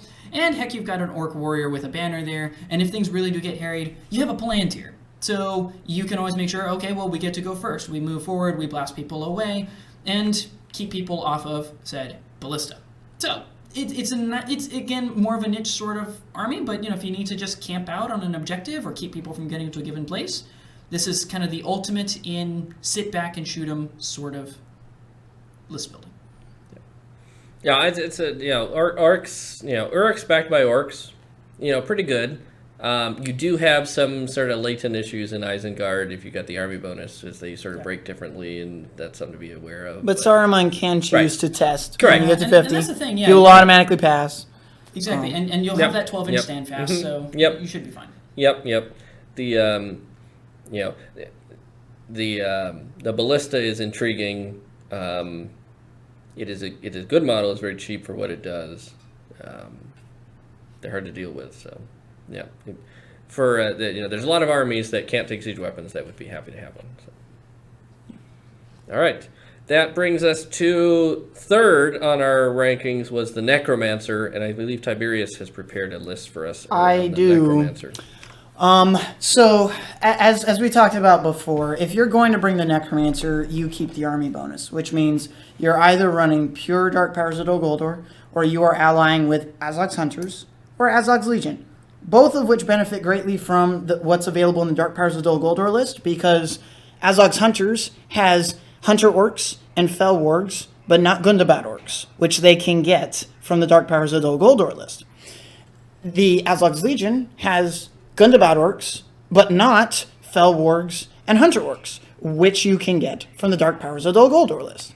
And the Dark Powers of Dol Guldur list allows you to get Mirkwood Spiders, which, if you've never played with them before, they are fun and great, because throwing weapons and paralyze. So, the two favorite things I love about this game are wrapped up in these 20-point warrior models. So my list is the Necromancer, as our wonderful leader. You have 5 orcs, 4 orcs with an extra piece of gear, 1 orc with an extra piece of gear and a banner, and 4 spiders. And this comes in at either 440 or 450 points, depending on which of these allied contingents you're supporting. If you're supporting Azog's Hunters, then these 10 orcs are Gundabads, because you'll have plenty of Hunter Orcs. They will have a better shoot value. If they're brought from Azog's Hunters, you don't need them. You need the heavy troops to serve as the bulwark. If you're allying with Azog's Legion, you don't need the Gundabads. You need the Hunter Orcs, because they will provide you with actual archery. Not great archery, but they will give you actual archery with multi-attack models. And so the front line will either be shields with shields and spears with a shield, spear, and banner, or vanilla Hunter Orcs with bows and a bow and a banner in the second rank, depending on which one you go. And I really like this list because everything in this list could be multi-attack, except the Necromancer, if you're allying with like Mega Azog leading a bunch of Gundabads and maybe some trolls and bats and berserkers and all that stuff.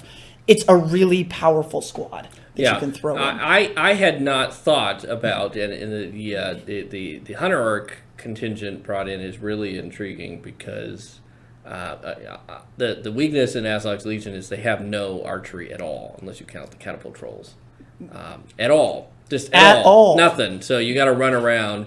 Hunter Orcs are not fantastic archers, but they at least have archery. And they're not really archers you want to charge, unlike most archers that you're sort of very happy to charge them. You're like, all right, you're not shooting me anymore. I get to trade a strength 3 elf bow that can shoot 24 inches for a strength 3 weapon, which maybe kills me, maybe doesn't. A Hunter Orc becomes far more dangerous if you actually charge them, because now they're 2 attacks at strength 4. Their fight value is sort of meh, but they roll a lot of dice. They roll 2 dice, right? And I've made that mistake before. Right, you can't ever underestimate any model that rolls 2 dice. They just have more odds at rolling a 6 than you do if you were only rolling a single die. So that's very intriguing. I think it's and you have the banner in there too, right? Yep. Yeah, The banner in the center of those 10 guys, and potentially supporting your spiders or the Necromancer if you need them. And you can, of course, cast Shroud of Shadows on the banner if you don't want it getting smoked. Yep. Yep. There you go. There you go. Good. Very good. I'm very intrigued. I think that's pretty good. I like that. I will like tentatively that far more take than my list. I will tentatively take best list of the day for that particular list, which I'm very pleased with. Yes. Put a lot of thought in there. Day ain't over yet. All right. So that takes us to the top 3. As is our custom, we're now going to switch. Each of us chose an additional model that was on the list to run build a list around. I think, Centaur, you have the first draw. What have you chosen to build a list around for us tonight? Yeah, so I'm building this list around the Barrow White, which came in roughly 7th to 8th on everybody's list. I've always loved running Barrow Whites. This is an Angmar force. It's only 350 points. So it's relatively small as regards to the point limit, and it comes with 2 warbands. The first is led by a Barrow White. He is not the leader for this whole contingent, but since he's the center model, we'll go ahead and list him first. He brings with him 2 Dead Marches Spectres, 4 Orc Warriors with shields, 4 Orc Warriors with spears and shields, and 2 Orc Warriors with 2-handed weapons. The second warband is led by Bordur, our hero of valor, so that way you can team him in with anybody you want. 4 Orc Warriors with shields, 4 Orc Warriors with spears and shields, an Orc Warrior with a banner, and 2 Orc Warriors with 2-handed weapons. What this does is it's a very flex army in that it doesn't do a lot of ranged attacks. It's not particularly fast moving, but once it engages people, there's a lot of things for enemies to keep track of. You've, of course, got a Barrow White who can paralyze people who are near Bordur, but can also paralyze people who are next to an Orc with a 2-handed axe or 2-handed pick, which is what the models that GW has made have. So that's already a potential danger, because automatically losing to a Strength 3 strike up to Strength 4 weapon is going to be a problem. How much more so a Strength 6 becoming Strength 7 troll, right? So that's already an issue to deal with.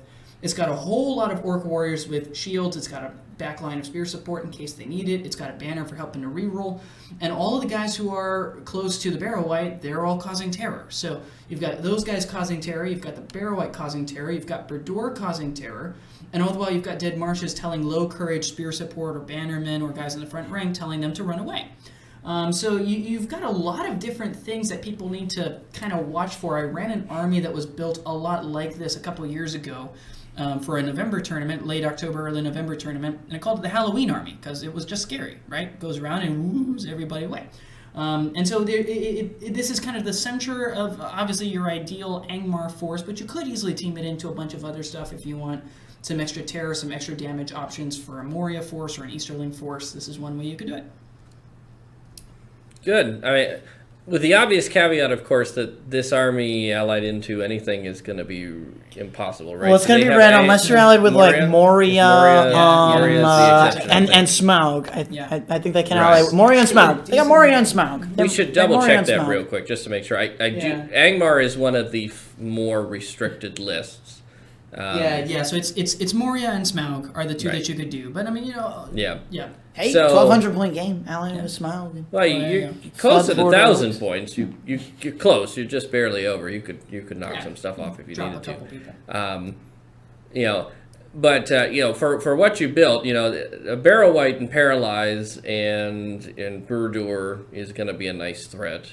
There's lots of, again, evil armies like Easterlings don't have any sort of the damage potential that you get. Well, yeah, that's not true, I guess. Amdur and Dragon Knights can get close-ish to the damage potential that you'd have with Bordur. They're not Strength 6 usually. They're not Strength 6 usually. But it's a good mix. It's a good mix. I like it. Unfortunately, though, those orcs don't cause terror. No, they won't if you team them in. Yeah, only if you keep them in. And that's always the hard part with Angmar is that. Because Angmar, I know you mentioned in your when you were doing your list of shamans that you liked at number 9, you specifically excluded the Angmar shamans since they can't cast Fury, and if you can get away with if you cause terror and the enemy can't auto pass terror, that means they can't swarm you. So even if you can't swarm them, it's sort of a wash. If you don't cause terror and you can't charge them, you may have some issues. That's going to be some trouble. You're going to be in for a long day. So, yeah. I think that's intentional. I think Games Workshop had no intention of making it easy to ally Angmar into anything, and for good reason. So. All right. Tiberius has a list as well, built around your beloved dragon. Yes, who I Yes. passed on talking about. You can hear some of the discussion on dragons, of course, as we already mentioned in our previous podcast on evil monsters. Well, good and evil monsters, but predominantly the evil ones. Dragons with Wormtongue are great because any model that is Fight 7, Strength 7 with 4 base attacks and monsters charged does not want you striking.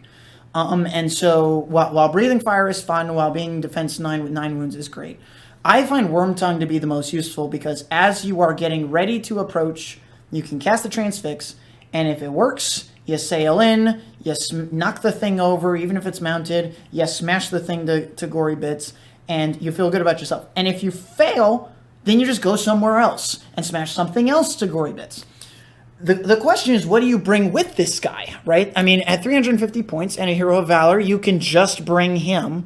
But he needs a wingman. He needs some kind of wingman to escort him across the field so he doesn't get overwhelmed. And Moria is very good at helping armies not feel overwhelmed. So, my list today is a dragon with Wormtongue and wings, because there are no dragons without wings, as we talked about last time. 5 Moria goblins with shields. 5 Moria goblins with spears, 4 Moria goblins with your choice of orc bows or shields and spear combos. I've gone with the orc bows because shooting. And a Warg Marauder.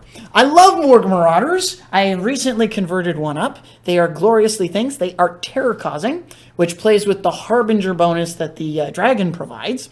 And they provide you shooting. Shooting that you can do even after you've moved your full move, or even if you're engaged in combat. Though generally, if you're charging into combat, you want to have another 4-attack model charging into things. This is a gloriously good model. It can keep up with the dragon while he's flying. Again, it causes terror.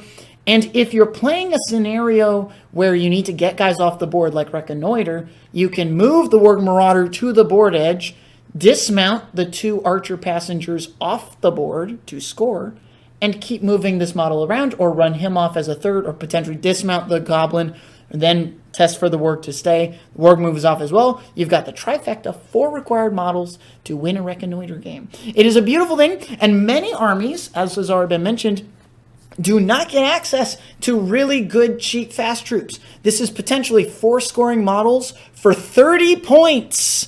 Any Moria army should find a way to convert up, because you can't buy them anymore, convert up a Warg Marauder or 2, because they are that useful.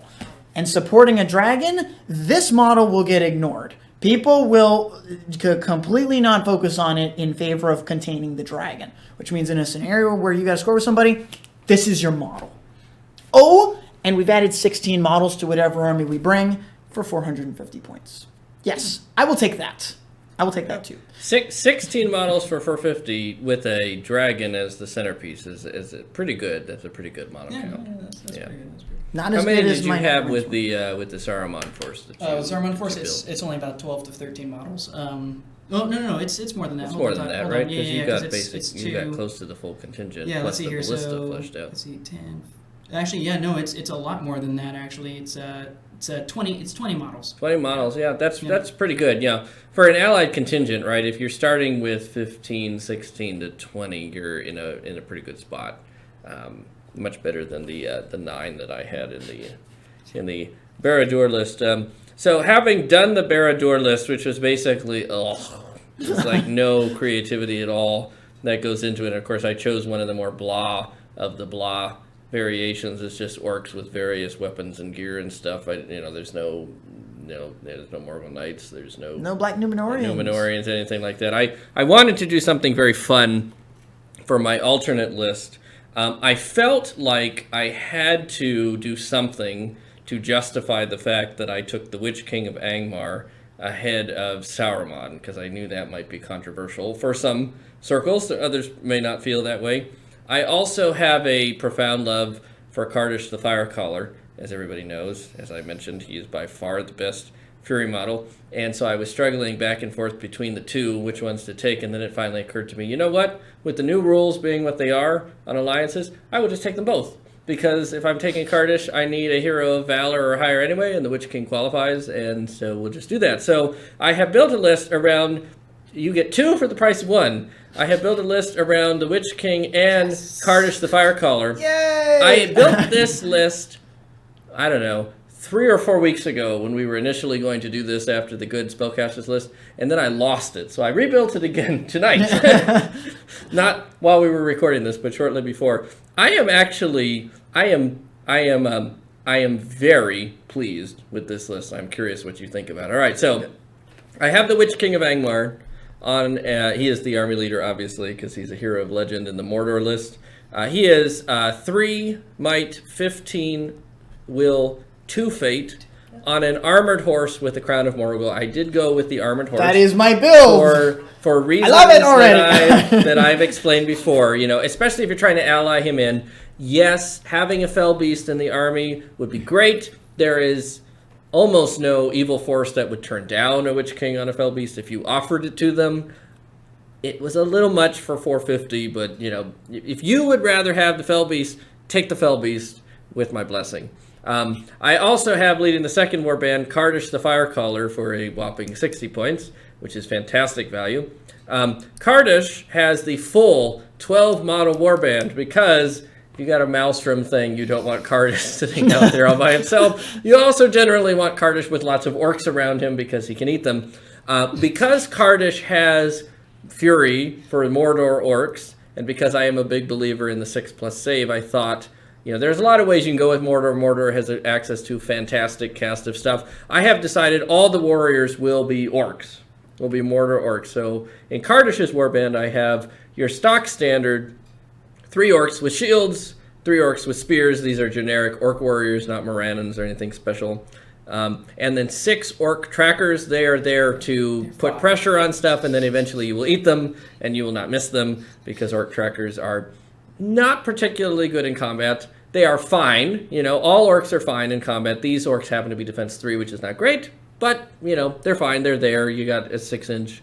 You know, you shoot on a 4+, right? 4+. An orc tracker, which is pretty good. Very good for evil orcs. You know, 18-inch range strength 2 bow, not much of muchness, but it's something. It's a ranged presence, and you just consume them when you need more willpower, and that's great. That left me with the Witch King and about 200 points to spend. I was going to say, well, you haven't spent much here. I have not, no, and I'm already at 14 models, including the Witch King and Cartouche. So I'm feeling pretty good about this. So this is how I thought long and hard about the Witch King's warband. Oh, am I going to do Morgul Knights? Oh, am I going to do Black Numenorians? All of which would be fantastic, by the way, because Terror paired with Harbinger makes him very difficult to charge. And even if you only got a few of them, having some bodyguard models around to sort of screen things is good. I very much like having a Black Numenorian carry my banner, because why not make it that much harder for the enemy to charge your banner?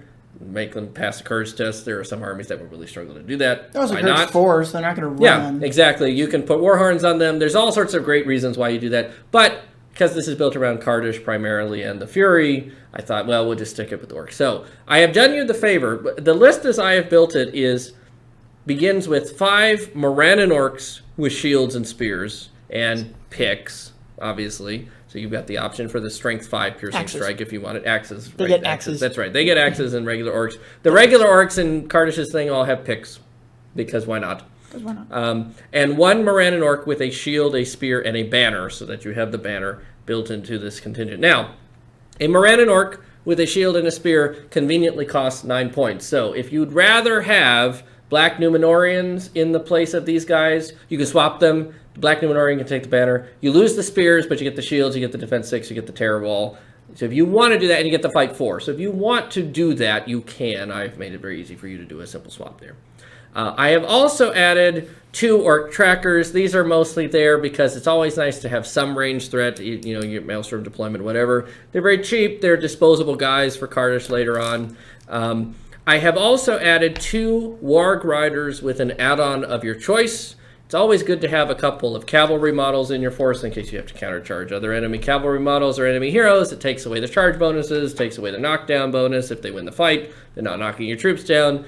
If you want the shields, that's great. If you'd rather have the throwing weapons, that's great. I really don't care. You know, some people like both. I have built enough points here so that you can take that. That left me with 50 points. Well, 51 points left over. And it occurred to me if you are taking the Witch King, right now we've built sort of everything around Cartouche and orcs. Everything right here has the mortar orc keywords.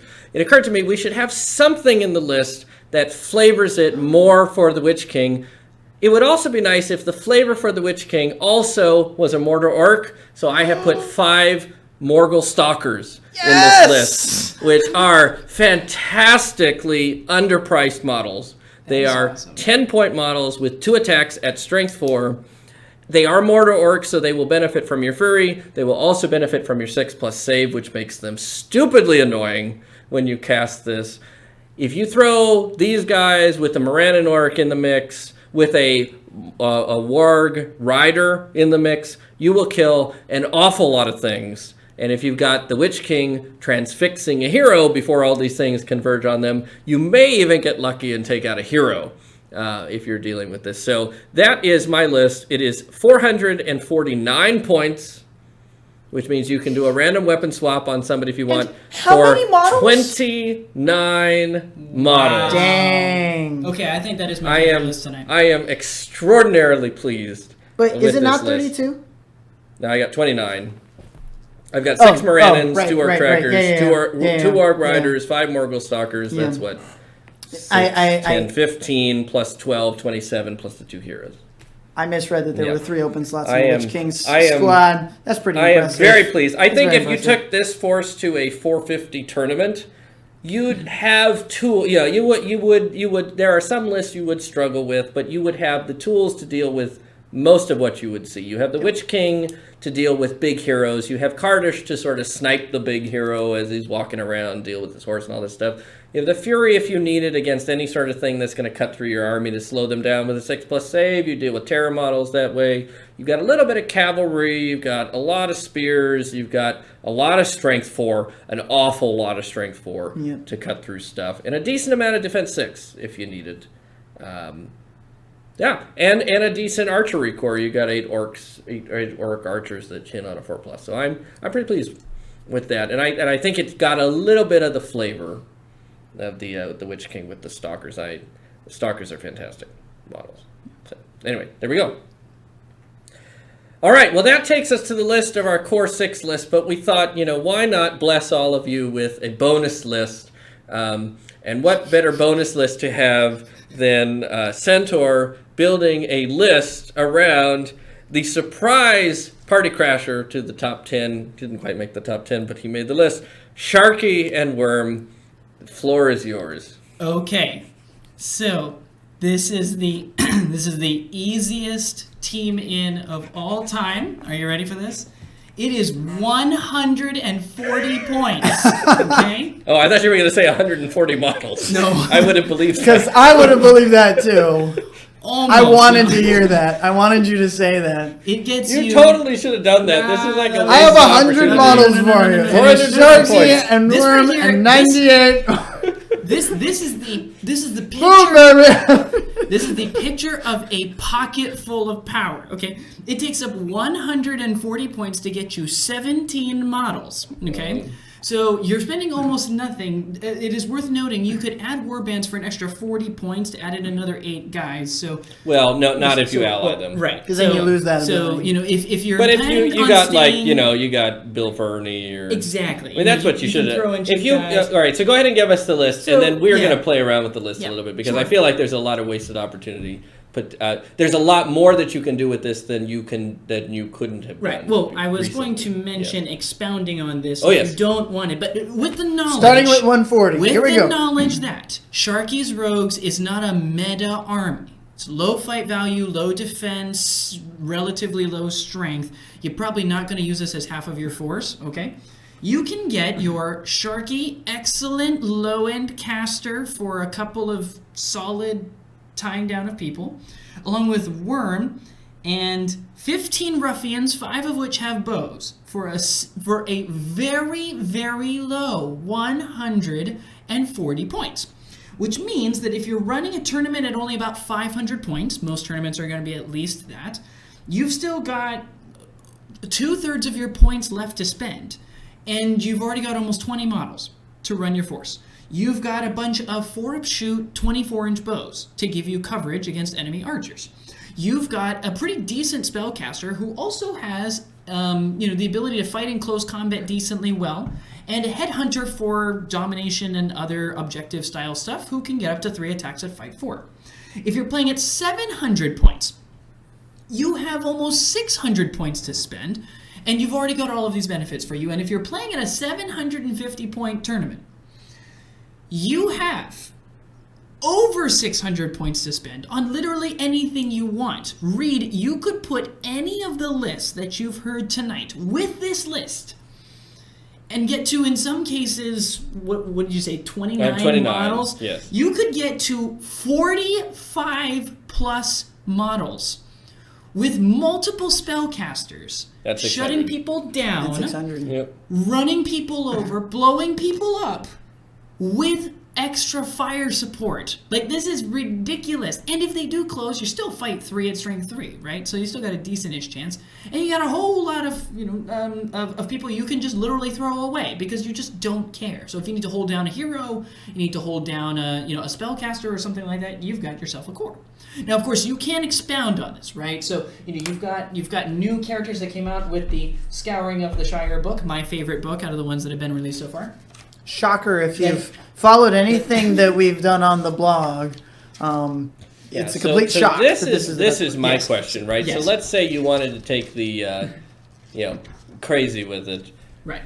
How many models could you cram into this list at 300 points? Just a 300-point allied contingent. So I'm just curious. At 300 Is the points, objective maximum number Yes. of models? Right, because what else would your Then it's objective be for Sharky and Sharky Worm. Rogue? So And well, 240 points of ruffians because you can. No, not an allied. No, You not mean an allies heroes. because it's Oh. only with the Yeah. Army Special rule, right? So Wait, we're Yeah. still allying at 300 points. Yeah, no, I'm saying if you Yes. build an allied contingent Of of 300 points. 300 Okay. points. So I think it's actually a pretty easy call in that sense. What you do.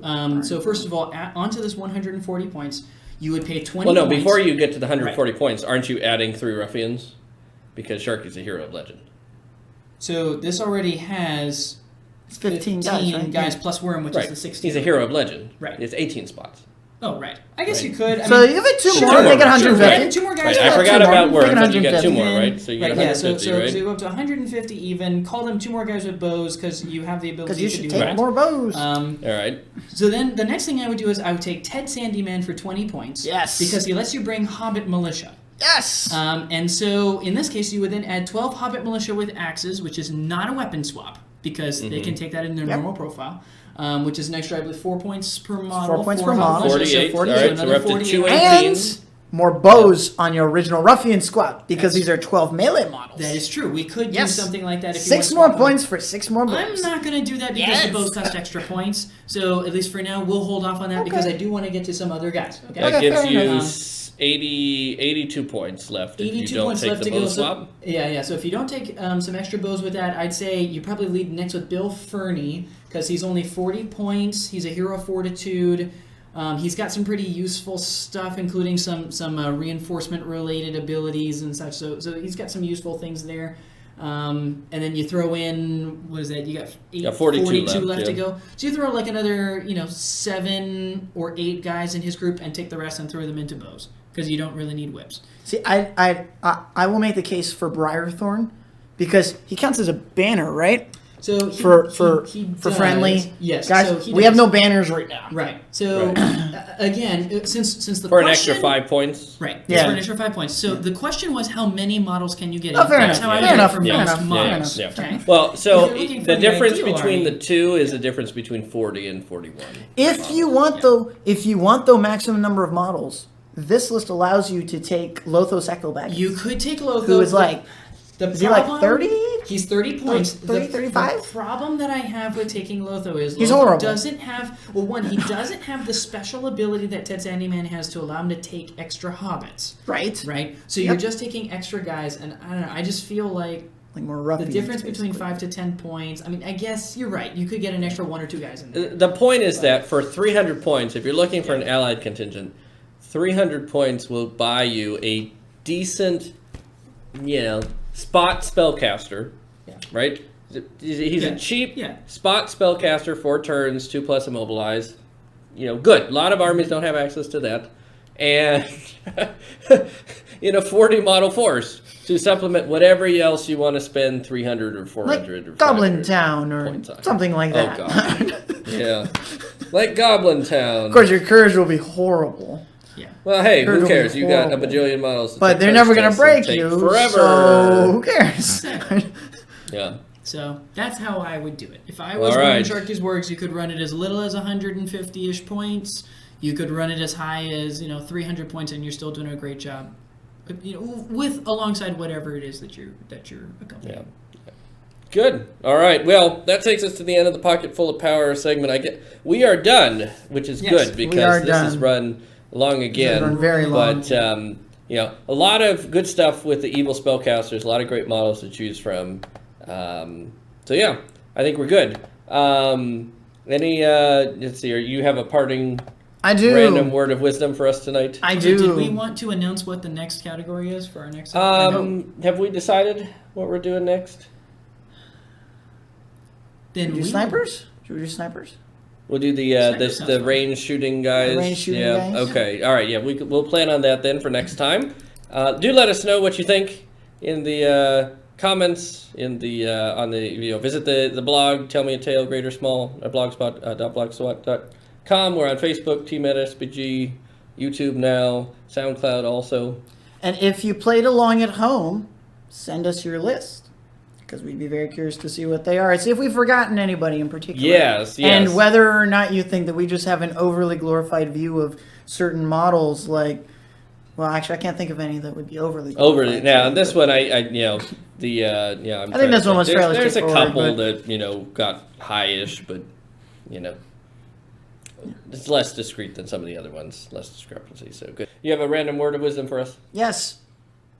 Never whirl with a two-handed flail. Ah, yes. Which I thought was fitting since we talked about the Witch King. And not his flail. And not his flail. You'll Not his notice we flail did today. not mention the flail. Did any of Two-handed our- weapon, yes. Whirling, no. Don't whirl with it, yes. All Horrible right. plan. Very good. Ciao.